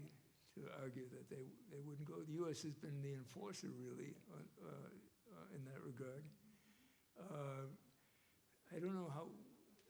It might be hard for China. I mean, Russia is so far out of, compliance with everything right now that, well, Putin couldn't go. he'd be arrested by the New York police, probably. So I don't know whether that adequately answered your. Well, how do you see this being able to advance the goal? Just being there, and what could we say? Well, one of the things is, we have 33 countries under our nuclear umbrella, and we've been holding them back from a couple. I think Germany and Netherlands. I think it went to the last meeting, but I think there would be a much bigger turnout. And I think, in terms of the scenario of progress toward the TPNW, I think would be, in fact, for many of the countries under our nuclear umbrella, rethinking and becoming the first to join before the actual weapon states do. Okay, so let's have both questions 3 and 4 together, and then you'll maybe address both of them at once. Number 3, and then number 4 right after him, and then we're going to have to stop. Thank you. Thank you for your talk, Dr. Von Hippel. So we live in a myth in this country, as most people do in the world, and the myth in this country is that we're all good, we're an exceptional country, we can rule the world, and that's the way it should be, right? So maybe that's part of our problem. Maybe it's part of the problem that U.S. corporations might be controlling our government more than the people, and U.S. corporations tend to be amoral. They're only in business to make money. So they're making a lot of money right now, by the way things are going in the world. Yeah, what do you think we can do about it? Oh, Go ahead. sure. Ask your question, and Good afternoon. Professor Hippel will address both. One question is, what is the radius on today's atomic bomb as far as the human cost is concerned? Is how many miles? The first circle, the people who die immediately. The second circle, the people who would die as a result of the radiation effect within a year. And circle 3 were the people who have delayed response as a result of radiation, like skin cancer, thyroid cancer, and the other thing. I'm not talking about nuclear winter and agricultural effect, just human cost. The reason I'm asking this question is the suggestion of one of the Israeli ministers dropping the bomb. And I just Googled, what is the distance between Gaza and Tel Aviv? 71 miles. I'm sorry, 71 kilometers. Thank you.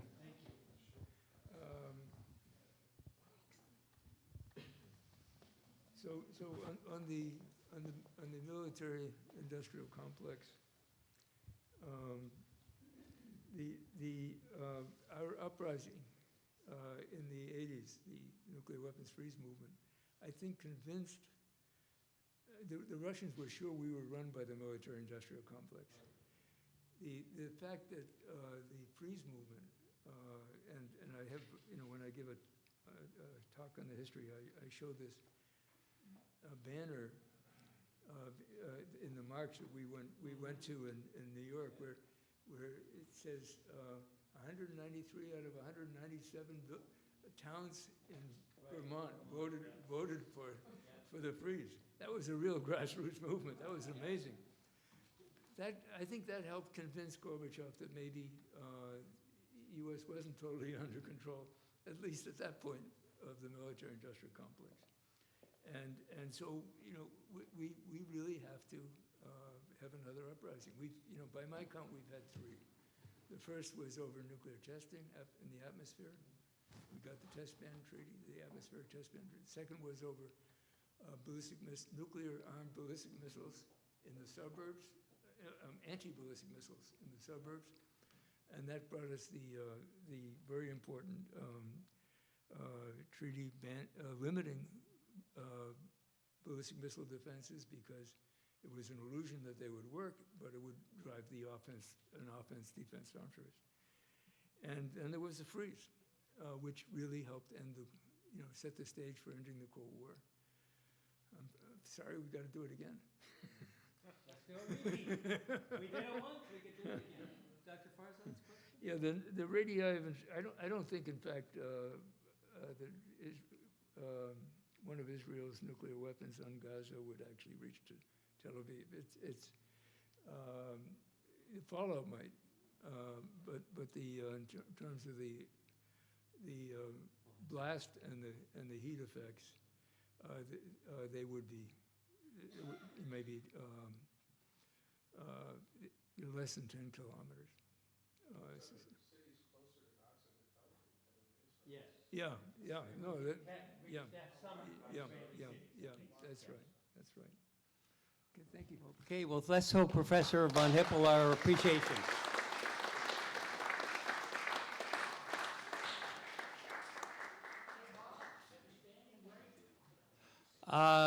We have a request for a standing break. I think it's better to just, Okay. Okay, all those for whom it's within your power to stand up, please stand. Reach for the sky, reach as high as you can to your highest ideals. Reach, reach, reach. Okay, now reach down to your grassroots. Way, way down there to grab all those grassroots. Reach out to encompass all your neighbors. And reach around yourself to give yourself the self-care you need.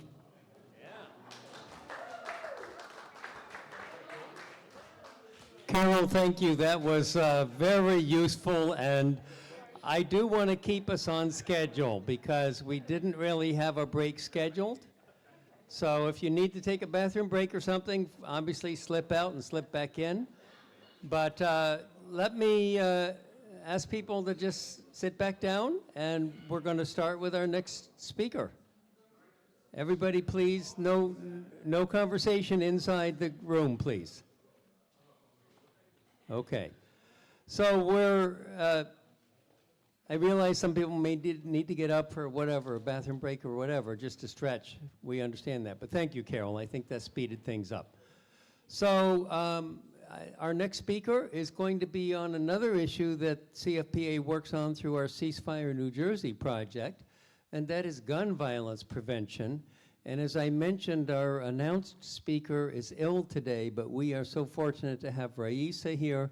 She's been very, very active in this area and in the whole state, and has participated in numerous lobby days, rallies, all kinds of things that are advocating for gun violence prevention. So please welcome Raisa to the speaker podium.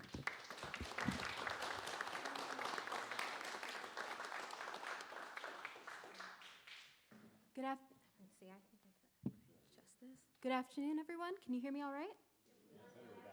All right, I'm gonna take the mask off. Good afternoon, everyone. That's better. Okay. So, not destroy everything here. Okay. So my name is Raisa, and I'm very happy to be here today. I want to give a huge thank you to Reverend Moore and to Jennifer and to everyone who helped make this event a reality. As I think everyone in this room knows, Coalition for Peace Action is an incredible partner, and we are very, very lucky to work with them.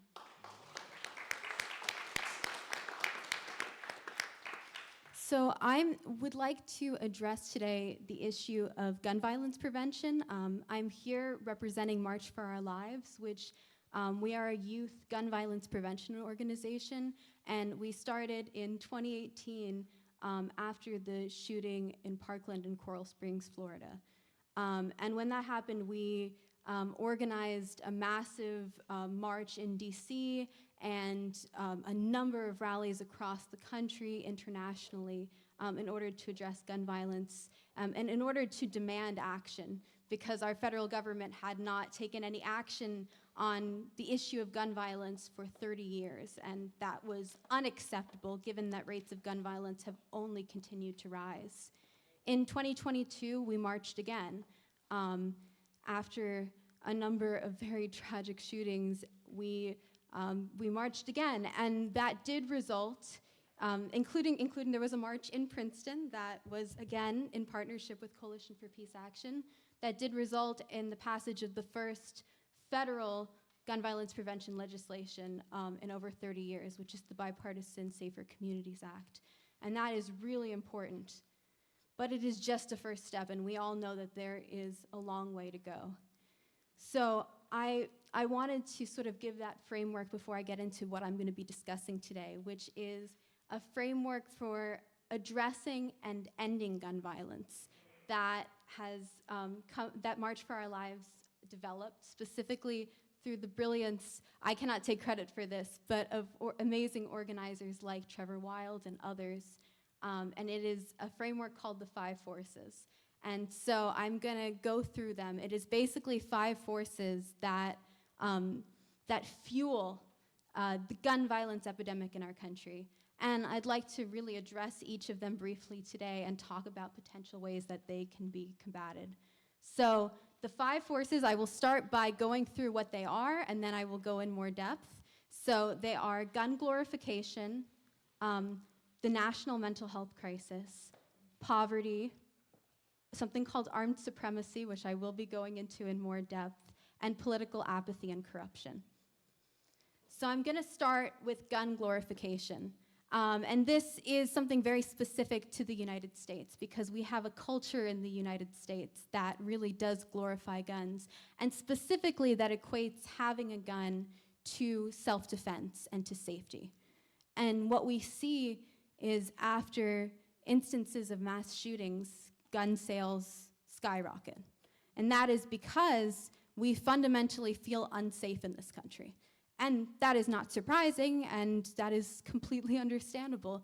And our government does not often take action on issues of gun violence, so it is not surprising that people's first reaction is to defend themselves. But what we actually know is that when people have guns in their home, they're actually much more likely to be unsafe. Just statistically speaking, the likelihood that those guns will then be used on them in some way, whether it be an accidental shooting, whether it be an instance of domestic violence, whether it be a suicide, it's much more likely that they are actually more unsafe. But that's not the way that we conceptualize or we think about it in this country. And so that fuels gun glorification, but we also, I think we equate gun violence in certain ways with being part of who we are as a country, a part of our character as a country. And we equate it with, I mean, just to sort of speak to like the broader context of this event, right? The idea that armament equates to deterrence, that it equates to safety. So I think that that's really important, or even just the way that in our media we have movies about the genocide of indigenous individuals that are framed as action movies, you know? So there's a whole bunch there, but that's sort of the first point. And I think that's where a lot of our traditional gun violence prevention advocacy comes in, because it's in terms of trying to reduce access to guns, in particularly in situations where they're more likely to be used, and to sort of increase training and learning about safe storage. And that's where a lot of gun violence prevention policy has focused. And I will give a shout out, obviously, again, to Coalition to Peace Action, to Reverend Moore, to Dolores, to Kip, who's in the audience here today, who have all been working in New Jersey on the Safe Storage of Firearms Act, and that is a current priority. But we have to kind of move beyond that if we're going to address the issue of gun violence. We have to address other things as well. So the next force is called armed supremacy. And it is basically the idea that guns are used in order to reinforce systems of power in this country. So what does that look like? Well, it takes a number of different forms. One form it takes is in the form of police violence.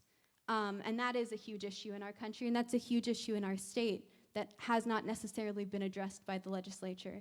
In particular, there has been an unwillingness to move on a lot of legislation like civilian review boards, like ending qualified immunity, which allows police officers often in many cases to kind of get away with killings. And so that's a huge part of it. But police violence in New Jersey also takes the form in the fact that recently the U.S. Justice Department announced that they're going to be investigating the Trenton Police Department for use of force. It takes the form of the fact that the state recently took over the Patterson Police Department after the shooting of Najee Seabrooks, who was involved, who was a gun violence prevention activist who did community violence intervention work in Patterson. It is in the form of the fact that our response to mental health crisis is often very police-based. And even when it is not police-based, it is based in force and coercion.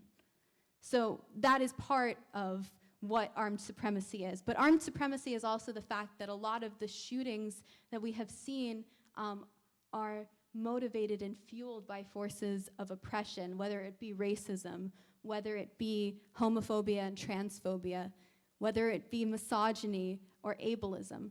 We see that motivate a number of shootings, and we have to address those if we want to address violence, especially gun violence. And it also, the last point I think I'll make for armed supremacy is it also applies to cases of familial and domestic violence. So that's armed supremacy. I'm going to move on to the next one, which is political apathy and corruption. And I think that point can be embodied best by the influence of the NRA in our country, and the fact that they have so much power to cause politicians, to cause congresspeople to see all of these rising rates of gun violence and continue to not take action. That is unacceptable, and that is a political system that is broken and failing. And I think I think people see this, civilians see this, when you see people who, when you see that the vast majority of our country supports, over 80%, even in certain polls, getting close to 90% of Americans support background checks, and we do not have background checks. I think people see this and they become apathetic because it makes sense. If the government doesn't seem to reflect what you want, it doesn't reflect your voice, then why would you engage with it? That just feels hopeless. And so it creates this very vicious cycle where the interests of the people are not being represented. And even thinking, this is a very hyper-local example, but I am a New Jersey activist, so I'm going to constantly be bringing this back to New Jersey. But one thing I was thinking about is the fact that the New Jersey legislature holds its committee meetings during the day. And there's no Zoom option to Zoom in. It's just you have to be in person in order for the legislature to hear from constituents. Now, I understand why they do that for the sake of their schedule. But if you think about it, right, if you are in school, if you work during the day, how are you supposed to actually be able to testify at committee meetings? And this is the way that a lot of our systems are set up. They're not set up in order to hear directly from people who are impacted.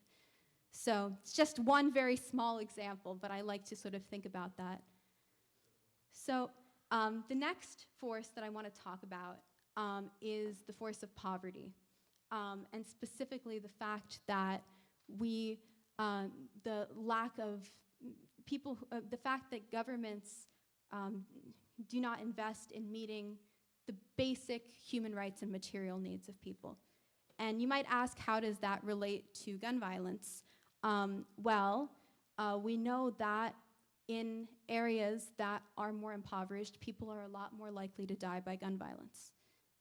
I think there's one statistic that is like 20%, if an area is like 20% more impoverished, people are, even sometimes youth are up to maybe even 5 times more likely to die by gun violence. So it's a huge issue when there isn't a fundamental investment in communities.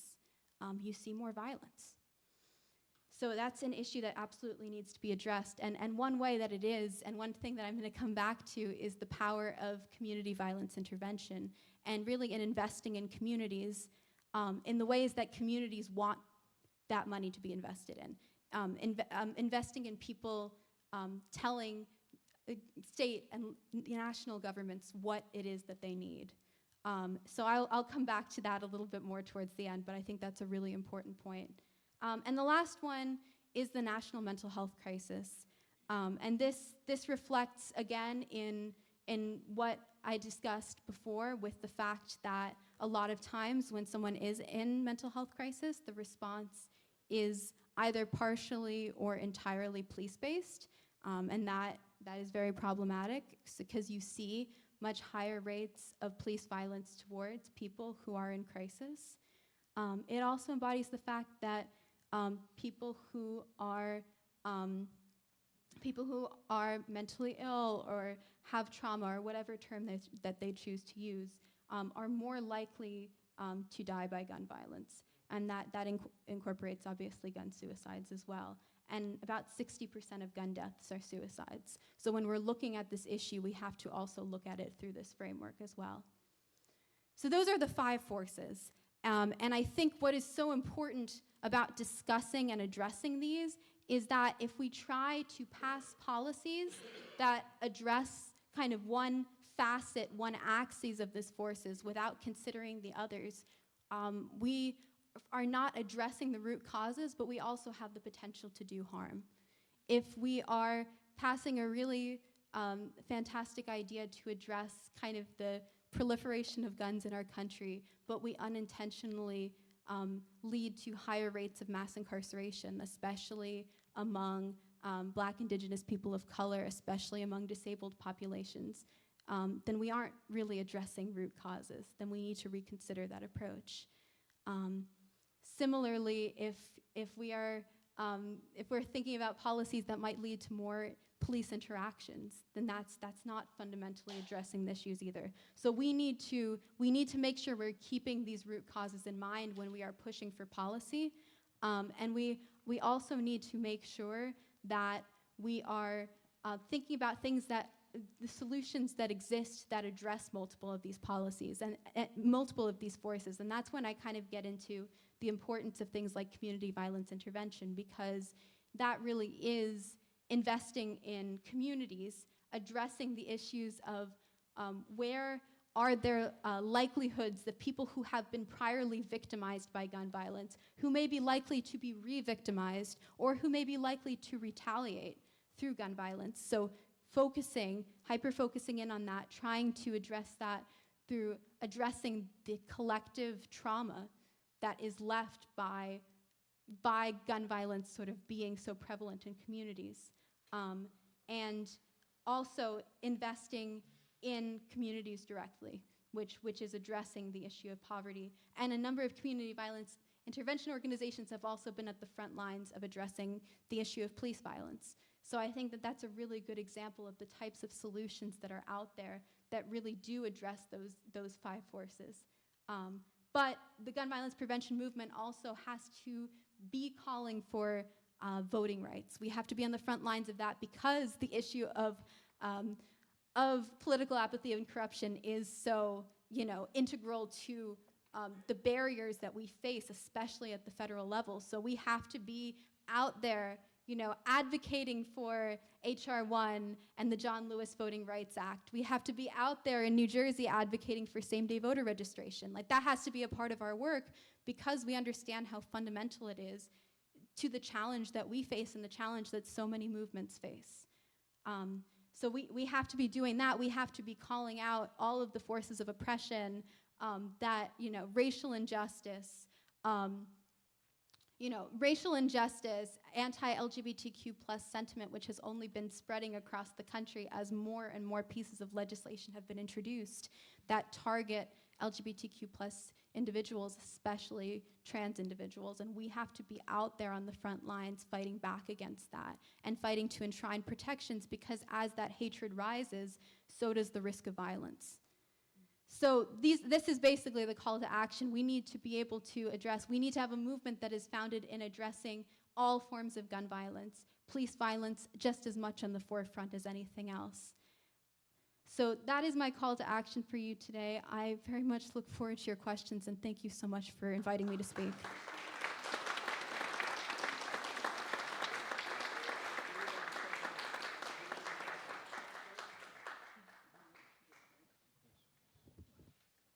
So thank you very much. And by the way, Raisa stepped forward 6 hours ago to do this. I think it's pretty amazing.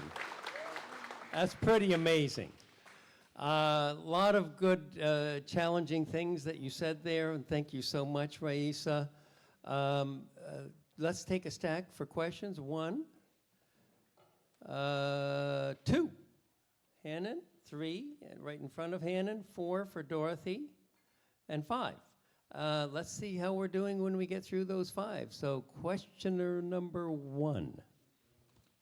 I'm originally from England, where, as you know, there are virtually no guns and no mass shootings. We have about 400 million guns for a population in the, 330 million. In my feeling, I would like you to comment on this. No amount of background checks and rules and regulations are going to stop the slaughter if those number of guns are out there, because they're so easily obtainable. There's no question about it. Could you comment on that, please? No, I think that's an excellent point. And I think an understanding needs to be that background checks are one very small piece of a much broader puzzle, because I completely agree with you that there is, I mean, the amount, the US is so armed. It is truly unbelievable, and that is a huge part of the problem. So background checks is just one very small piece. And also, kind of going back to that 5 forces, right? Background checks don't address a lot of the other elements, but they are still necessary. We need to have every single piece of that puzzle in order to really address and end gun violence. We can't pass background checks, which would be an amazing victory congressionally, and then be like, okay, we addressed gun violence. Like, no, that's not going to address gun violence, but it will help, and we need every single one of those pieces to be lined up to in order to address it. Of course. Yes, Raisa, thank you for your comments. I have to say, of all the issues that are in front of us as a people, this one to me is the most depressing. I feel like we're actually, in many ways, we must be moving backwards. You know, I read the statistics about how many episodes, and they call them, it's got to be a mass shooting, 4 people dead or more per incident. There are hundreds of them, and it grows every single day. Yeah. So I guess it's a question, how do you stay optimistic in the face of all of this? It's a good question, one that I'm still figuring out myself. I mean, I would say that it needs to sort of be grounded in a few things. So one thing is, part of the reason why I tend to present about the 5 forces so much is that it is something that gives me optimism. I find optimism in finding models policy models, but also models that help understand what the problem is, help sort of bring those forces into the light, and then argue a plan to address them. Even when you see the lack of movement in Congress, even when you see the rising rates of shootings, I still find optimism in the fact that there is this roadmap of how would you address this. Like, that still gives me some source of optimism. The other thing is the fact that there has been movement. It hasn't been nearly enough, but there has been movement. I mean, the fact that we've finally got the Bipartisan Safer Communities Act after 30 years of no movement. I mean, the fact that recently, I think about a little over a month ago, there was an Office of Gun Violence Prevention that was set up. And I think that's going to be really instrumental. So there are steps that are forward, and there is a public that is supportive of action. So those are my sources of optimism. There's a lot of sources of pessimism that weigh against that, but I sort of try to keep that in my mind's eye, and I think that's kind of the best answer I can give you right now.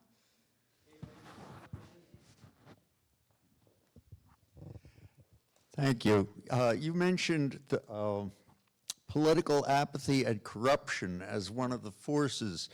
I wonder if you would include political wrong-headedness in there also, the notion, for instance, that more guns make us safe and all that.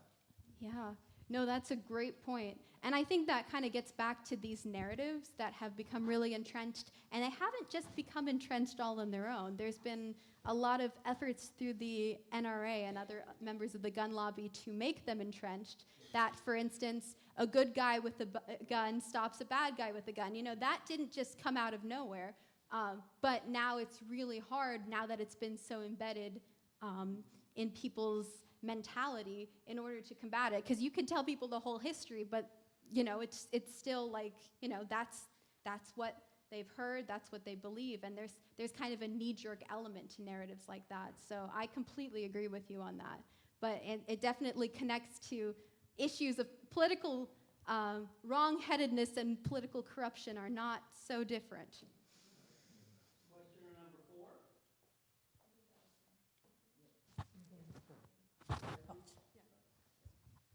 4. So thank you so much for your talk. I really appreciate that 5 forces model. I think that is a really thoughtful and helpful way to think about it. And that was actually, my question is, you see, you know, you pointed out how entangled gun violence is in so many other issues. And my question is, do you think it's more a matter of anti-gun violence activists seeking out other groups and working with them, or is it more a matter of other groups seeking out anti-gun violence activists? In other words, like, could gun violence be a rider issue, or like more of a side issue? Not that it isn't completely worth being its own issue, but is it one of those issues that could be kind of added on, like as a smaller like a gun violence prevention group, kind of like the ceasefire, you know? Is that a more effective way than having a pure gun violence prevention movement? That's a great question, and I hope I can give you an answer that does it justice. I'm going to try my best. I honestly feel like you need, I hope this isn't a cop-out, I feel like you need to have a little bit of both. Because I think there's a raw power to a gun violence prevention movement, and I think you've seen that with the turnout that has come about through marches and just the sheer support for it, as well as the fact that I think it's an issue that really resonates with, at least I can speak for myself and other people my age. I think it really resonates, just based on the fear of school shootings that has become so normalized. So I do think it needs to be an issue that there is a movement standing on its own, but that movement needs to be intersectional, right? And I think there has been efforts, not just in terms of we're also going to address police violence and we're also going to address voting rights, but there's been efforts to intertwine it with immigrant rights movements And I think there's a real need to do that. But I also think that it can be that other movements bring in gun violence in the context of this is how it affects us. And we are fighting for this element of our experience, of our fundamental existential experience, but we're also going to bring up gun violence because that is a piece of this, and it's a piece of how prevalent it is. So I hope that answered your question. Number 5.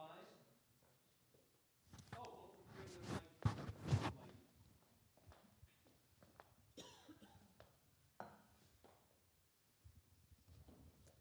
Well, incredibly, killing kids has become politicized.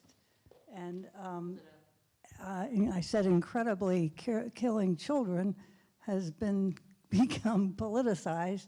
And so as children did get together, or students got together, and the students demand action, even to have a picture taken, adults, teachers had to be identified as only doing that, not supporting them, which is just incredible. So how do we help, or what is being done to help network these young people who are interested in trying to do something so that they get adult support, guidance, education, protection, and help in getting together? Yeah, no, that's a really good question. I think that, well, one thing is obviously that organizations like March for Our Lives, we work in coalition. So we are a predominantly youth-run and youth-based movement, although not exclusively. People are welcome to still get involved, but we also work in coalition with wonderful organizations that help kind of connect us to resources. And there has been, teachers have absolutely been a huge part of standing with us in terms of these movements, and because they also very much understand that fear and that threat. So I think working in coalition is really important. I think of ways to support, really focusing on contacting, this seems pretty basic, but contacting legislators in order to try to pass some of these really important policies. In New Jersey, some priorities, I mentioned Safe Storage of Firearms Act, I mentioned civilian review boards. There's a bill that would allocate $10 million for a council to look into a non-police crisis response, which I think is a really fantastic bill. There's a few other bills like that I think are really important for us to move forward.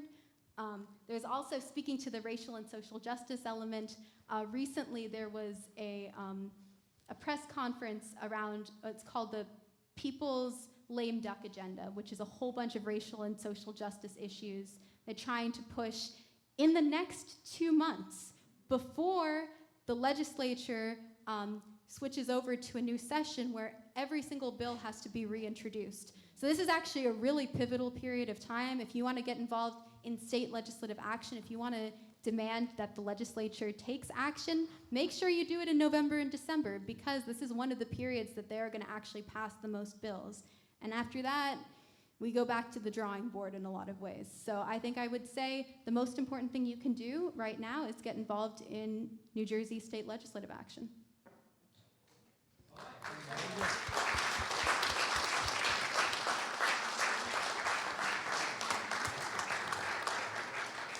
Thank you so much, Raisa.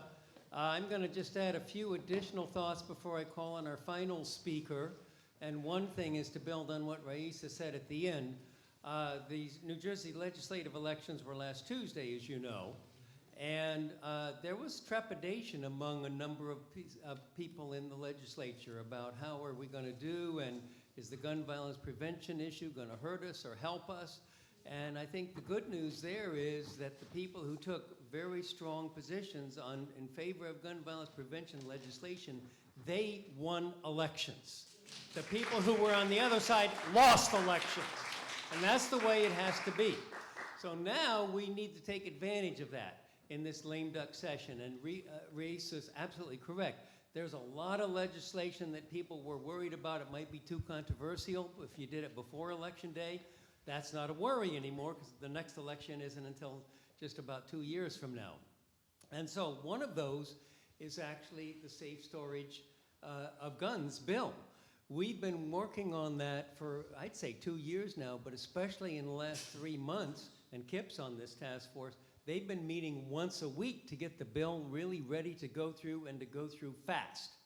But for that to happen, we're going to need your support.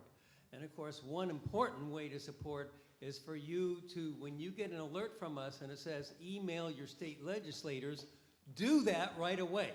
It only takes 1 minute. Don't let it lay on there or anything else. Sometimes we'll also ask you to call your legislators. And that makes a huge difference. In fact, I remember when we helped prevent the NRA's effort to rescind New Jersey's assault weapons ban in the year 1993. The local state senator here, where it was going to be facing a vote, was asked, why did you vote to keep the ban? You're an NRA member. Why did you vote that way? And his answer was, I got 1,000 phone calls and 90% of them said keep the ban. So citizen action makes a difference. Stay tuned. You also have in your program a donation envelope, and we do need more funding to help us meet these challenges. Our ceasefire person was already mentioned. She's only very, very part-time. We'd like to give her more hours. But we can't do that unless you up your generous support. So I hope you'll consider that too. And I'll mention this again at the very end. But then the other thing I wanted to comment on is Richard's question about how do we look in terms of the international community. Well, here's the short answer. The United States of America has 25 times the average rate of gun violence per capita that the rest of the developed countries have. 25 times higher. We are definitely the outlier. And let me give you an example of what not being an outlier would look like. Australia had an assault weapons huge tragedy in 1996. One shooter shot and killed 36 people with his assault weapon. One shooter did that. And what did Australia do? It said, we're going to ban these. And they did it within, I think, 6 or 8 months. And their ban said, you can't even keep possessing an assault weapon. By the way, New Jersey has the strongest assault weapons ban in the country. I mentioned we had helped preserve it. In most assault weapons ban, there's a grandfather clause that says you can keep one if you already have it. Our law doesn't allow that. So let me just close these final thoughts by mentioning something about the recent mass shooting in Maine. Horrible. Just horrible what happened up there. So the law that existed up there was way too weak. It was called a yellow flag law. All right? And it meant that 3 government entities, 3 different, all had to agree to take action at the same time and coordinate that with each other. When was the last time you saw 3 government entities do anything like that? It was crazy. What needed to happen is to have a red flag law like we passed in 2018. A red flag law says that a family member, a member of the community, or the police, the law enforcement, can go to a judge and say this person presents a danger to themselves or others and possesses guns. The judge can then order the immediate removal of the guns from that person. Now, it's not permanent. They can appeal. They still have some rights to try to get those guns back. But in the immediate near term, when the danger is greatest, those guns can be seized immediately. That law has been used over 1,000 times here in New Jersey since it was passed. And one of those was a gentleman here in Princeton who had a huge arsenal of guns, it turned out, who said he was going to, on social media, that he was going to do a mass shooting at a Walmart in Hamilton, not far from here. The police were able to seize those guns, and I believe a mass shooting was stopped because of our red flag law. These laws work. Same thing with the assault weapons ban. You don't see mass shootings much in New Jersey, do you? Why? Because you can't get an assault weapon here. If Maine had either had a red flag law or an assault weapons ban, I think either one of those would have prevented that killer from doing what he did. So these laws are so important. They need your support, they need our support, and so just stay tuned. So now, I'm very pleased to introduce our final speaker, somebody I've been very impressed by for a long time, because she's done such absolutely fantastic work, and that is Medea Benjamin, a co-founder of Code Pink. And Medea, by the way, I've told her this before, but I want you to know it too. And we're in a church, so this is a comparison to the ancient prophets of Israel. They spoke truth to power. In fact, you know, the actual best interpretation of the Hebrew word for prophet is truth teller. Medea Benjamin tells the truth to the people in power. And sometimes she gets arrested for it, but she is a real hero in my mind. Medea Benjamin.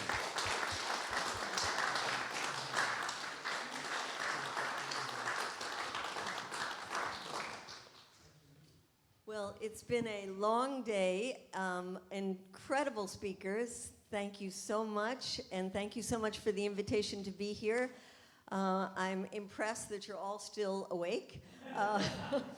You know, we have some of that activist stretching, but we add at the end some running and say, run from the police, here they come. So I want to talk about two things, and one is the issue of the continuing war in Ukraine, and the other is what's happening in Israel and Gaza. Both of them are very personal to me. My grandparents were Jews that came from, ask one, they say Russia, ask the other, they say Ukraine. And I was sent to Israel many times, starting when I was a teenager, 16 years old, living on a kibbutz. So both of the issues are dear to my heart. And both of those issues have elements that are in common, which have to do with US policy. When I wrote this book with my co-author, Nicholas Davis, it's called War in Ukraine, and we have copies in the back there. I don't make any money from the book, so I'm not saying it to make money. I'm saying it because I think it's an important book to get out there, and a lot of people have bought it to give to their friends, relatives, colleagues, who might hold a very different opinion about the issues of Ukraine. But I wrote it because I thought it was so important that people really understand context. Context is so essential. And what did I find when I wrote what I thought was a very objective book? Starts out and continues to criticize, condemn the Russian invasion, say it's illegal on grounds of the Geneva Conventions, it's immoral, war crimes are being committed. And despite the times that I say that till I'm blue in the face, people will call me a Putin apologist. And as I've gone around with the book to places throughout the United States, oftentimes there are people protesting me, and not just handing out things as people come in, which is absolutely fine, or coming in and asking difficult questions, or even coming in and I hand them the mic if they come up, because I've certainly done that at places where I am protesting, but to cancel the talks. And they have been successful at universities, at bookstores, at peace churches in canceling the talks. And that is something we have to be really concerned about, because we need so much dialogue on these issues. And so when I talk about context, again, it's not to justify the invasion. I am sure that if I lived in Russia, I would be in prison now for protesting that invasion. But I don't live in Russia. I live here in the United States. We live here in the United States. So our job, because we don't have a lot of influence on Putin, our job is the influence we're supposed to be able to have on our own government. And there we have to look at what has been our government's role in provoking this war, because indeed it is a war that has been provoked for a long time. The professor, you talked about the expansion of NATO. And the expansion of NATO is not just the breaking of promises that were made to Gorbachev, it's also not listening to all of the warnings that were made by all kinds of people, whether they were US diplomats, US ambassadors to Russia or the USSR, to academics, who said, including the present director of our CIA, who said, do not do it. Do not do it. It will cause tremendous instability in the region. It will force Russia to react, something that they do not want to do. And that was something that was said over and over in different words. But the US, throughout different presidencies, both Republicans and Democrats, disregarded that and continued the NATO expansion. Another thing about NATO is that it's constantly being said that it's a defensive alliance. NATO is not a defensive alliance. It was at one time, and then the Soviet Union broke up.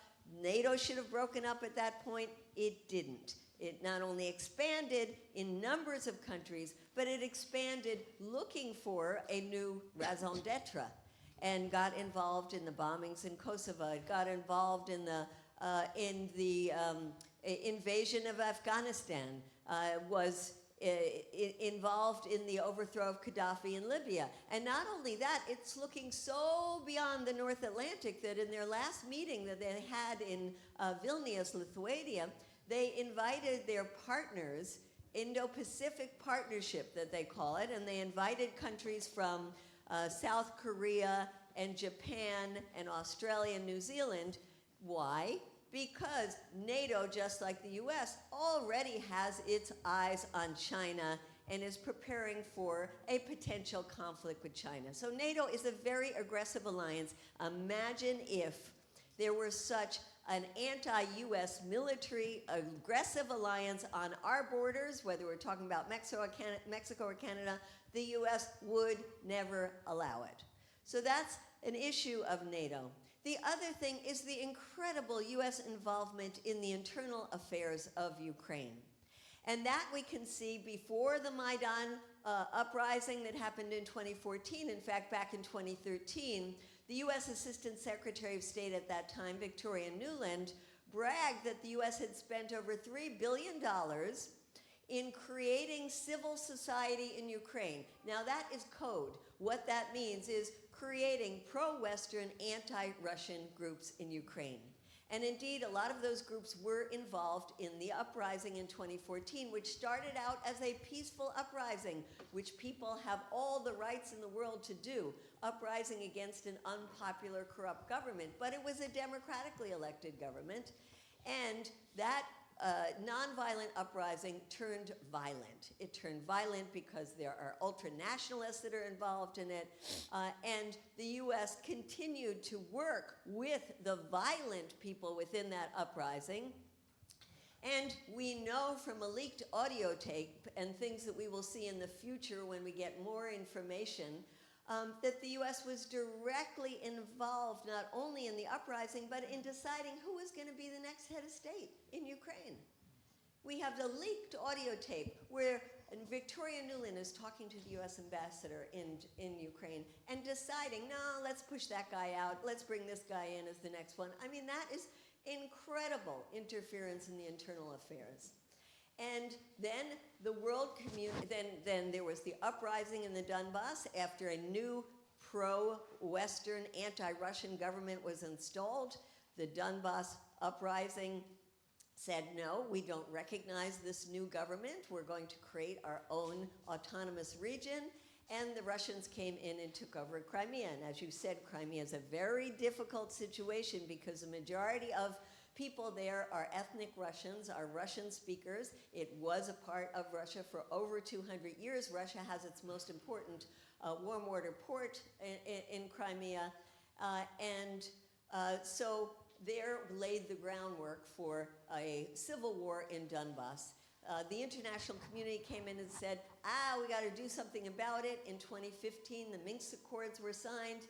And part of the Minsk Accords were that the government of Ukraine was supposed to meet with the breakaway republics, change the constitution, give autonomy within the state of Ukraine, but give autonomy to that region. It never happened.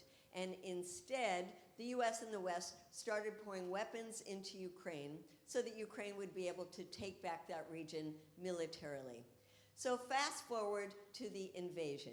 Understanding that the invasion on February 24th, 2022 wasn't the beginning of that war. That war had been going on since 2014.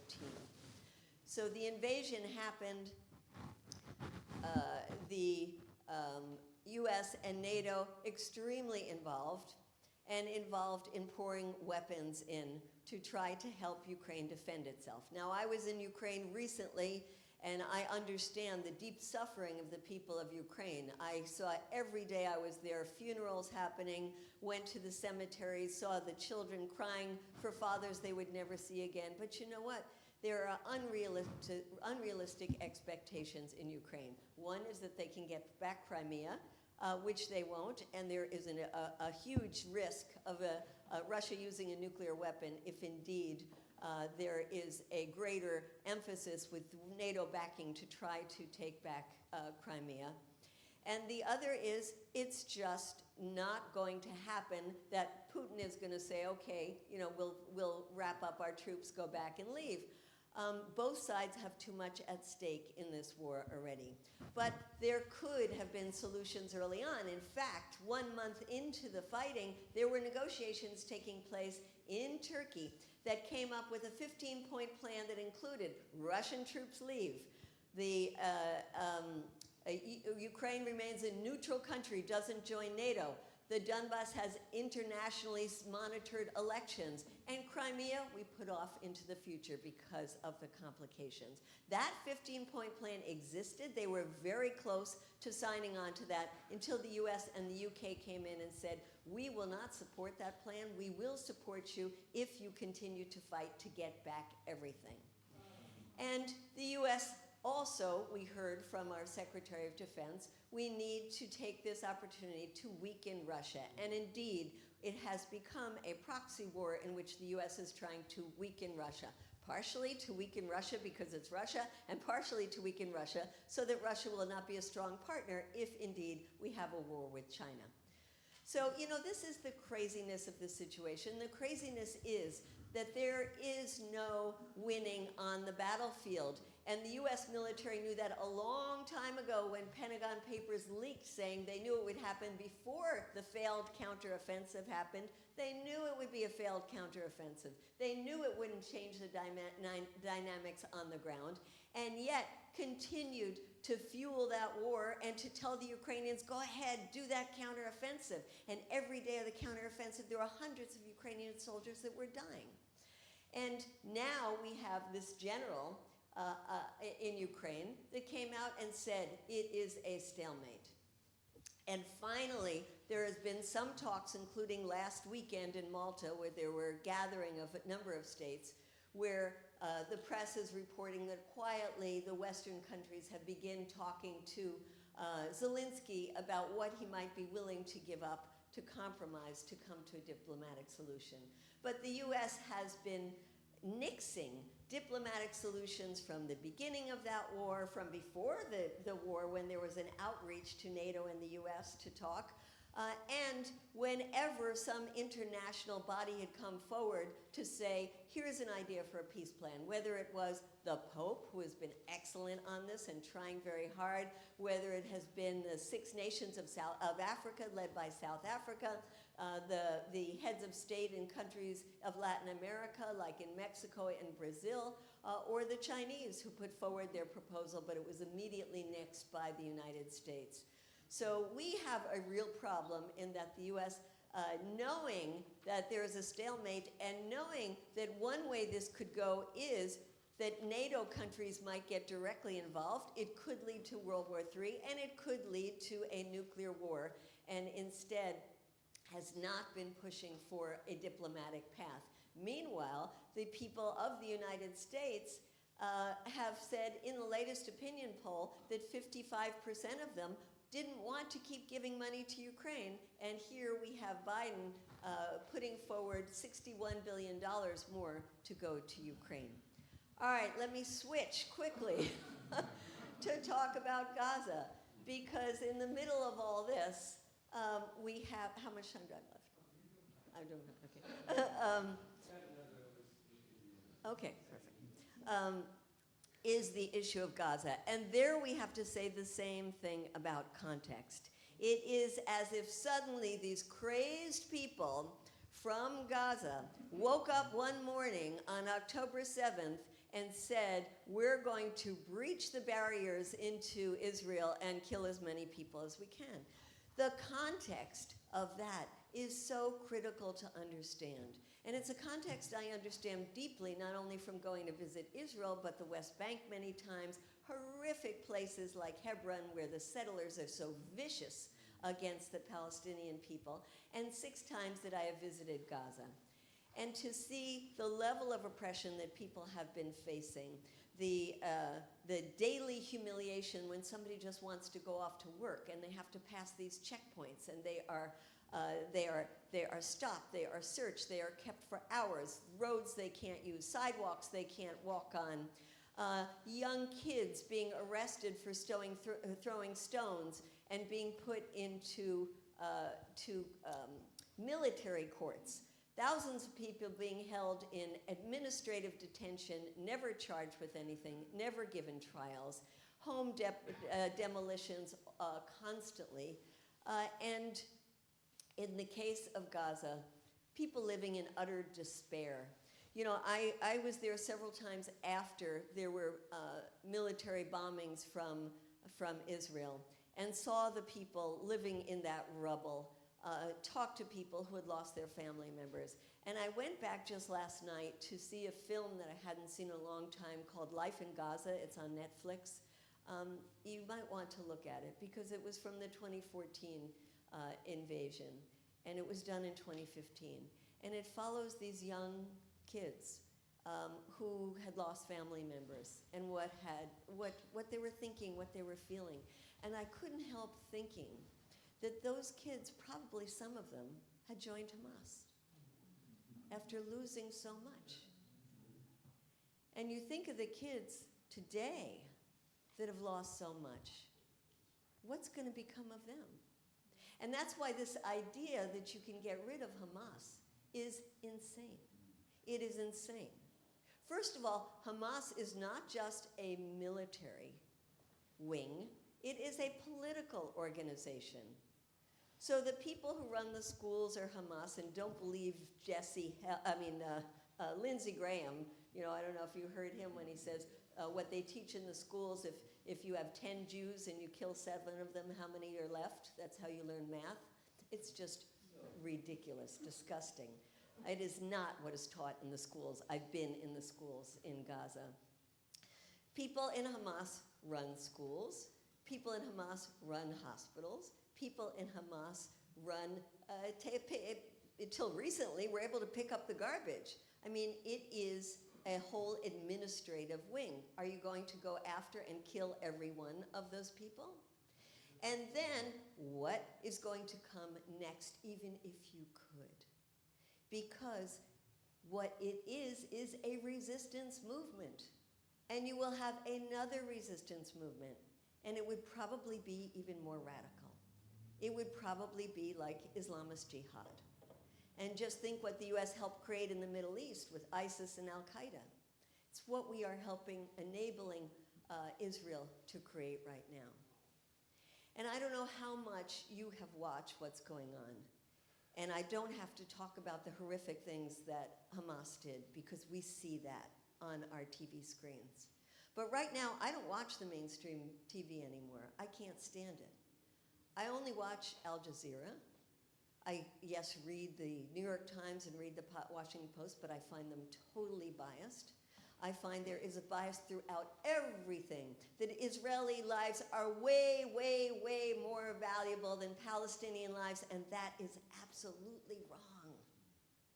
And that's what leads the US to have this policy where we've been giving $3.8 billion a year to this apartheid government.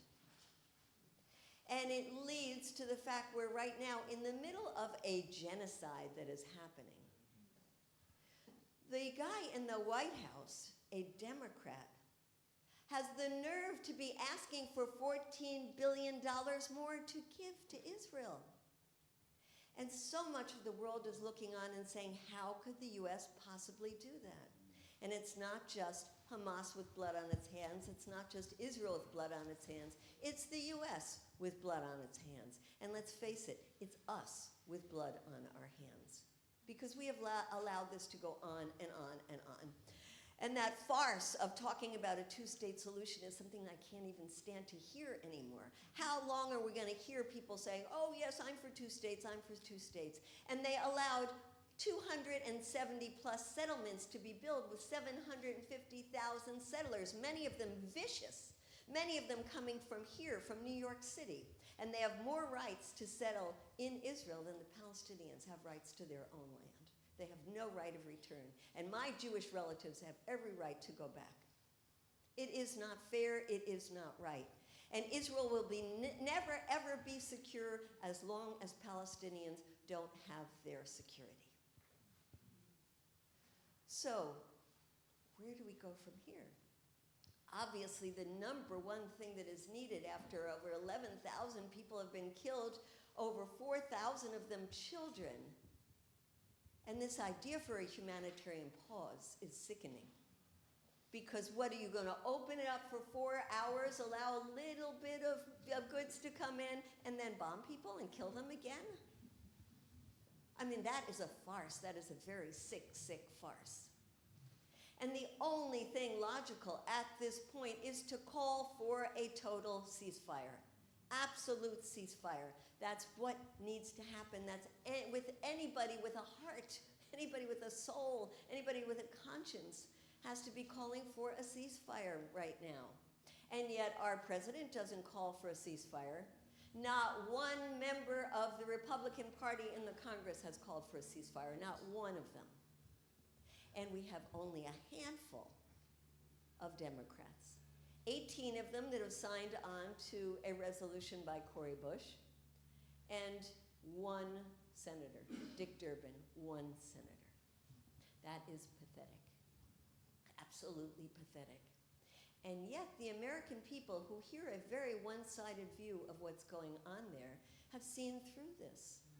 And they say, we want a ceasefire. 66% of the American people say they want a ceasefire, and it's 80% of Democrats say they want a ceasefire. So why aren't 80% of the members of Congress calling for a ceasefire? Who do they represent?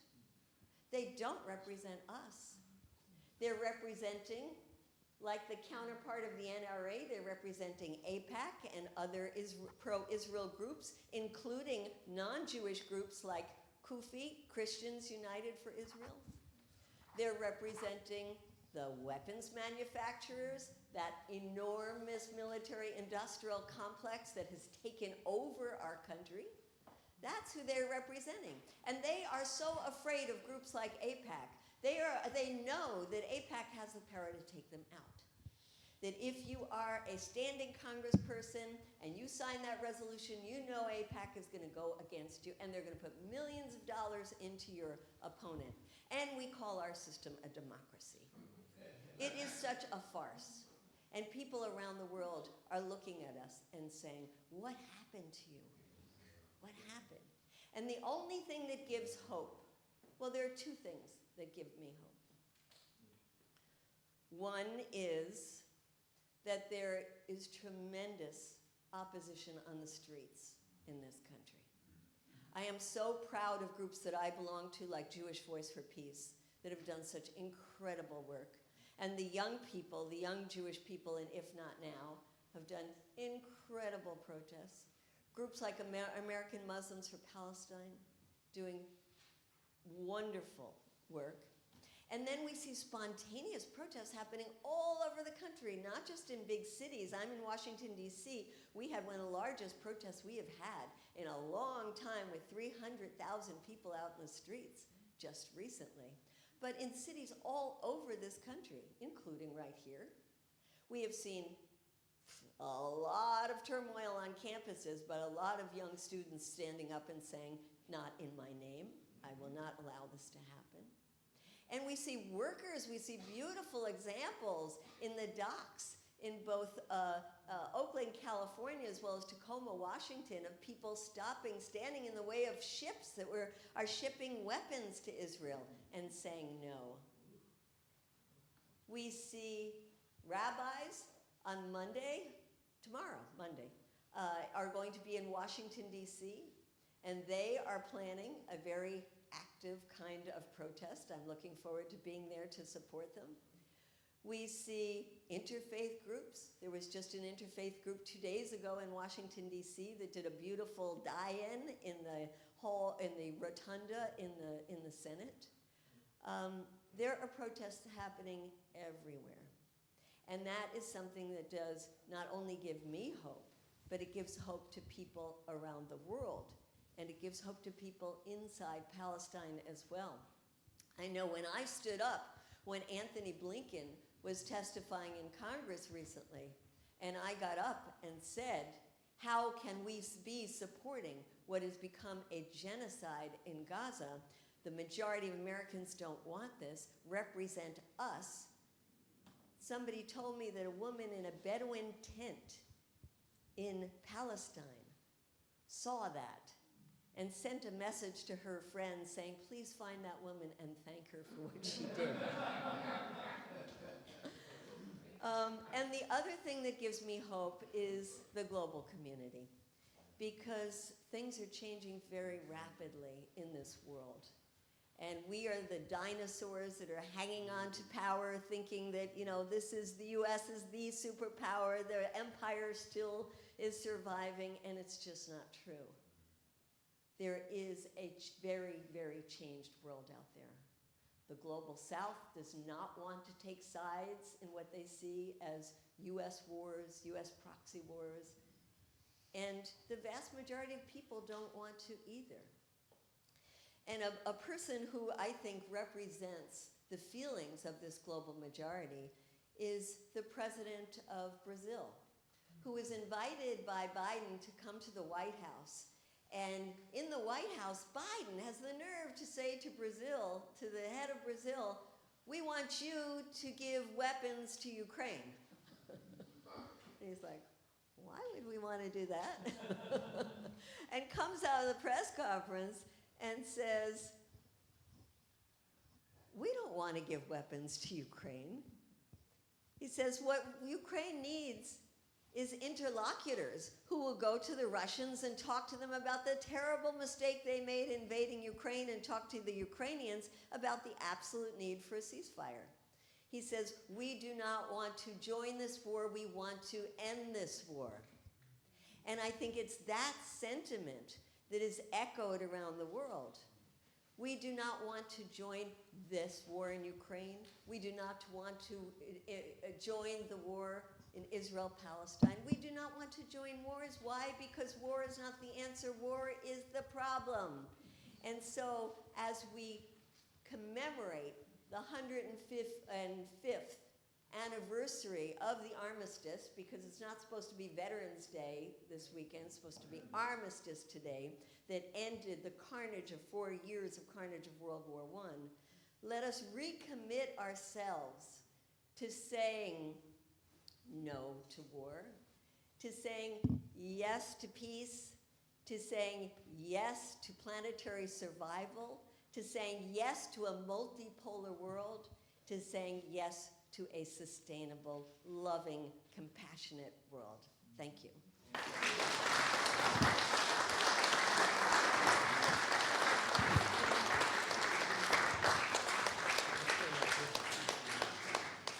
Thank you so much, Medea. That was really passionate but deeply informed as well. And we appreciate you sharing your expertise, but also your moral center of gravity with us. So thank you so much. Okay, I'm sure there's going to be a number of comments and questions. And Peter, you wanted to be first. I can see 1. Pastor Kirk, 2. Did I see another hand on that row? 3. Oh, and back there, 4. So you're 3, Carol, and 5. Okay, let's start with those 5 and number 1. Thanks, Medea. By the way, I bought your book. I bought 2 of them. I gave them to my neighbors, but nobody reads these days. So sorry about that. But I read your book. It's fantastic. Everybody should have it. And if the whole country had your book, we'd end the war right away, probably over there in Ukraine. But anyway, what do you think we should do about the Donbass region? Well, I say we, but, you know, do you have any ideas on any solutions, you know, for a peace settlement or how it might end up? So, I mean, it started with a civil war, basically, in Ukraine, and then Russia came in. Well, you know, when they had that 15-point peace plan, part of it was that there would be an internationally supervised referendum, because the referendums that have been done have not been done with any kind of international supervision. They've been sham referendums that the Russians did to try to claim not only the initial breakaway republics, but even broader swath of land there. So it would have to be internationally supervised referendum, and you know, I think that is absolutely doable. And also this idea of autonomy within Ukraine is one possibility. Another is that it becomes part of Russia, and the other is that it becomes independent. Okay, number 2, I think it's Pastor Kirk. Thank you. Well, first, I'm Pastor Kirk Johnson, and thank you for coming to our wonderful house of worship, and thank you to our wonderful speakers. So please give all of them a round of applause. It's been a really insightful conversation, important conversation. From a theological perspective, since you are part of the Jewish community, what do you do when not just Jewish individuals, but also Christian individuals are pro-Israel no matter what? Kind of like that cognitive dissonance. Doesn't matter, Israel's God's people. God wants this to happen. Obviously not. But that is, unfortunately, a huge mentality theologically in certain portions, not all, of the Jewish community, as you very well know, but also in the Christian community. So how do you combat that, that cognitive dissonance and ignorance theologically? Well, you know, it depends how entrenched it is. If you're talking about groups like CUFI, Christians United for Israel, they don't care about Jews. They, you know, want the Armageddon, and then who's left will be them. If you're talking about some of the other religious groups, I think you can talk more rationally about how do you guarantee the security and safety of Jewish people in Israel, people who do care about that. And I think it's true to say that the least safe place for Jews in the world today is Israel. And that, as I said earlier, it will never be safe unless there is safety, dignity, equal rights for Palestinians. And there are many, many, many Jewish people, and then many, many Israelis whose voices can be lifted up, who have been saying that for a long time. I so appreciate the human rights organizations like B'Tselem, Rabbis for Human Rights in Israel, so many of those groups. And they have been touring the country trying to talk to organizations. We have been helping to trying to get them spaces where they could talk to as many people as possible during these difficult times. So I think it's hearing directly from Jewish voices, like those representatives from those groups, that can be the most convincing. I do believe that dialogue is still possible. And I saw it in full color just a couple of days ago when we were in the Senate. And we were sitting there, and a bunch of us all had on our keffiyehs and a Gaza thing on, and somebody who worked there, kind of high up in the Senate, came over and he said, "I just want to know, you know, I really disagree with everything you stand for." And first of all, I was like, how do you know everything I stand for? But the other is, we said, well, do you have a moment to sit down and talk to us? And right there with us was a young Palestinian medical doctor who was born in Gaza and had family in Gaza. And they sat down next to each other. They were the same height. They were the same complexion. They were about the same age. They could have been brothers. And they ended up having a long talk, and at the end giving each other a big hug. And it was beautiful to watch, and I think, you know, people can convince each other of their truths if they have the right atmosphere, the right mindset to be able to listen. Just want to quickly add to that before we call on the next, and that was an excellent question, Pastor Kirk. And one thing I wanted to kind of lift up is that a part of the problem is not just right-wing Jews or anything else like that. It's really that a number of right-wing evangelicals are pushing for this, as Medea said, and have been for a long time. They were very instrumental in founding AIPAC. So AIPAC is not just Jews. A very large part of AIPAC is these right-wing evangelicals, and they're doing it with this very sick notion of their theology, that we actually want Armageddon to come. We can provoke Armageddon by doing this bad stuff in Israel, and hence that'll be the second coming. And you know what? Truth be told, they're playing Jewish people to be patsies, because they're saying we, the Christians, are going to be the ones lifted up in this lifting up process, you know. We're going to be the ones lifted up above it, and the Jews and the other people are going to be left behind. It's really sickening to me. Yes, so number 3 now. Question number 3.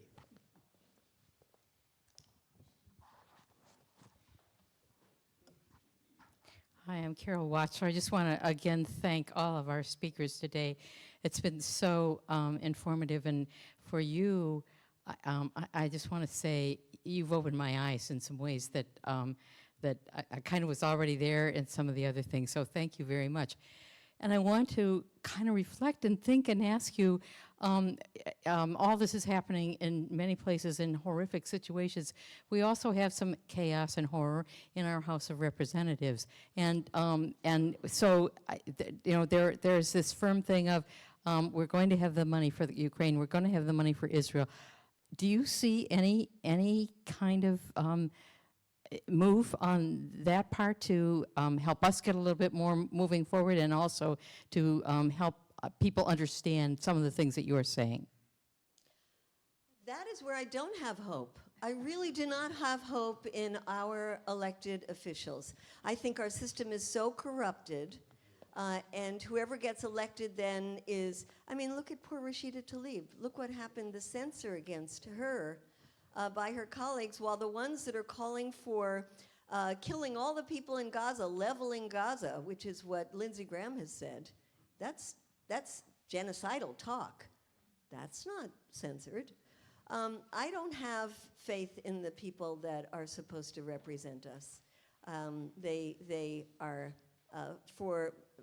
I go to the hearings and I want to tear my hair out when I hear they are saying to Biden, you're not giving enough weapons to Ukraine, you're not giving them fast enough, you're not giving enough money to Israel, you're not giving it fast enough, you're not, you know, the weapons industry is in every single district in our country, and it's jobs, and they even talk about it in terms of jobs.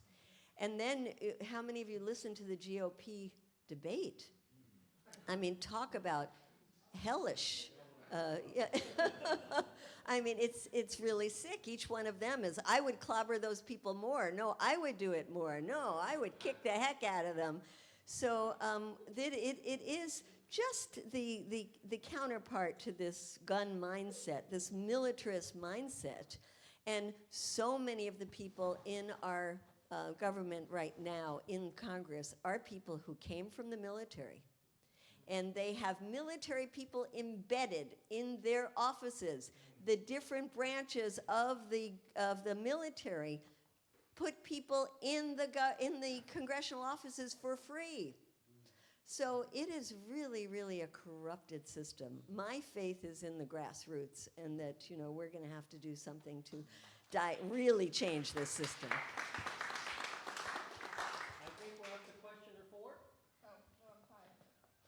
Number 4. Oh, all the way in the back there, Ron, and then we'll get you. Okay. We'll have time for you too. Wait your time to wrap up.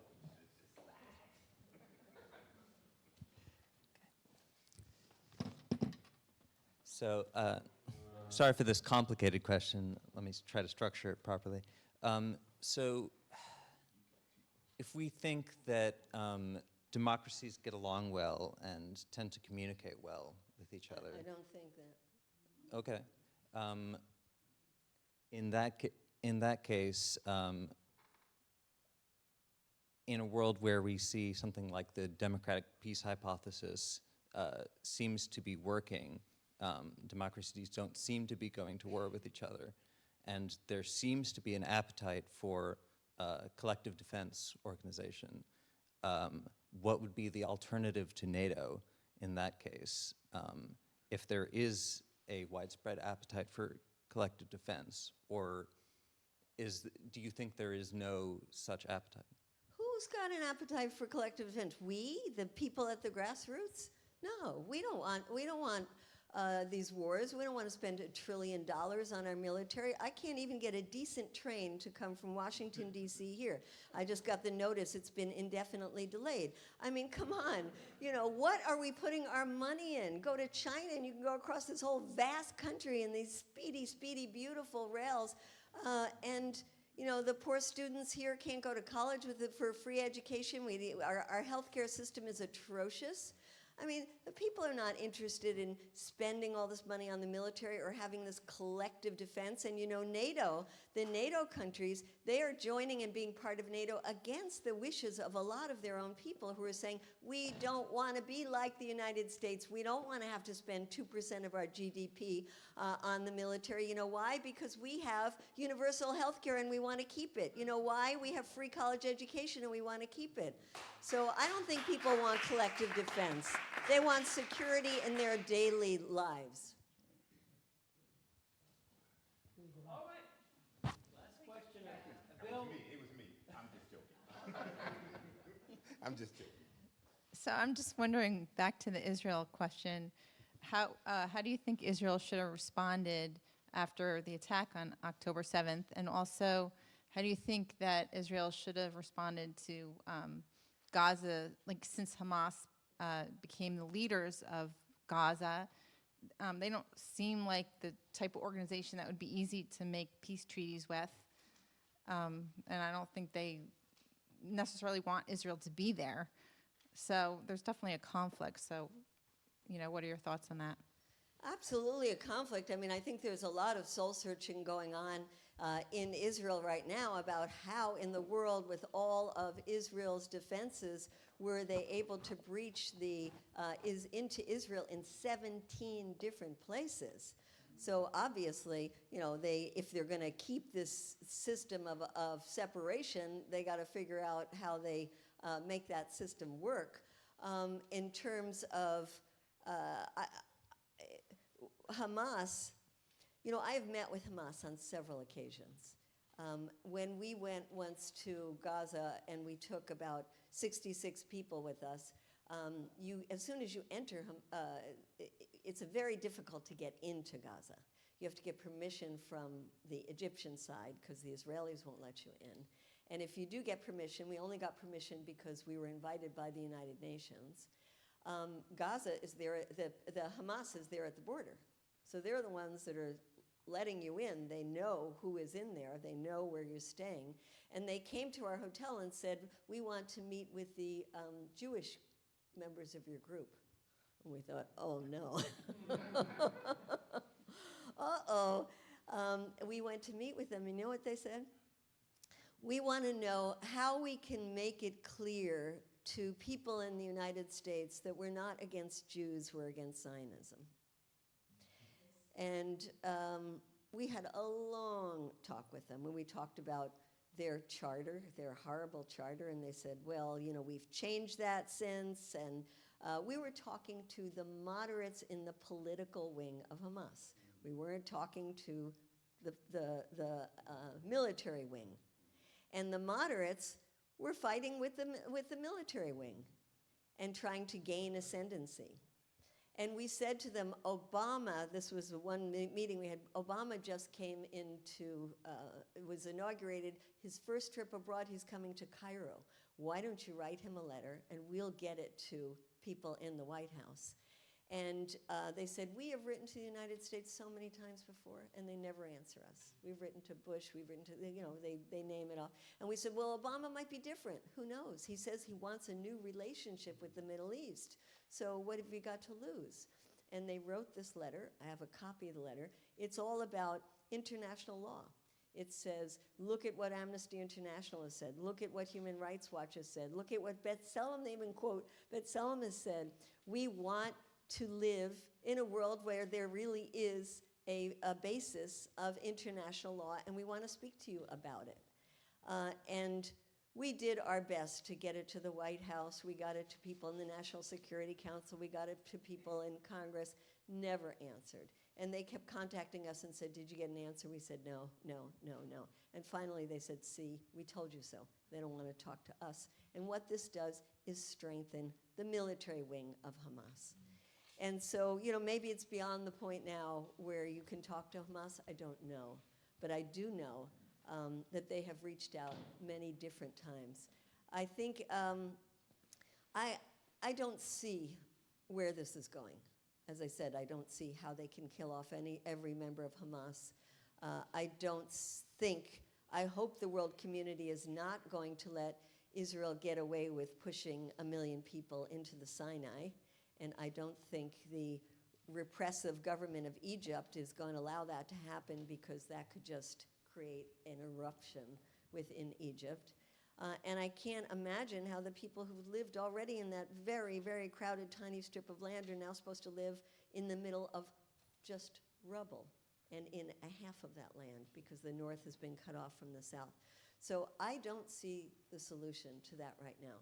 But I do know that the United States is not capable of coming up with a solution.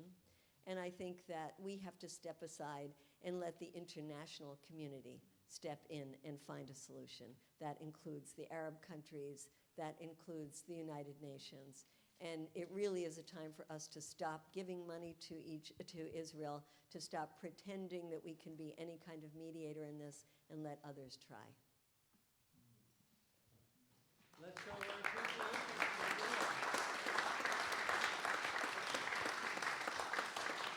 And it sounds like, yeah, all right. So, Mark, hopefully you can court corral Medea, but I do want to be faithful. Well, okay. So, I agree with you about the two-state solution. It really has become a farce, and it's really painful to keep hearing about it, especially when Biden says it, and others. You know, the original UN partition plan was for a one-state solution with Jerusalem as an international city, and before that, a year before, I think the British proposed a solution. The Jews rejected that, and then a year later, the Arabs rejected the UN partition.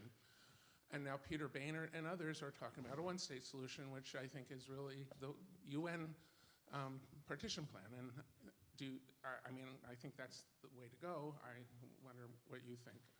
Yes, I'm glad you brought that up, because that does give a tiny bit of hope in all of this, is to say that if there can be finally recognition that a two-state solution is just not feasible, the land isn't there anymore for that to happen, a one secular democratic state with equal rights for all is the way to go forward. Yeah, thank you.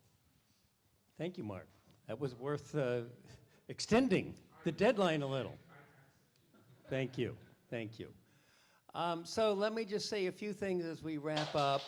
And I'd like it very much I want to thank you all for attending today and to stay all the way through the end. I think all 4 of our speakers today were absolutely superb. Let's give them another hand.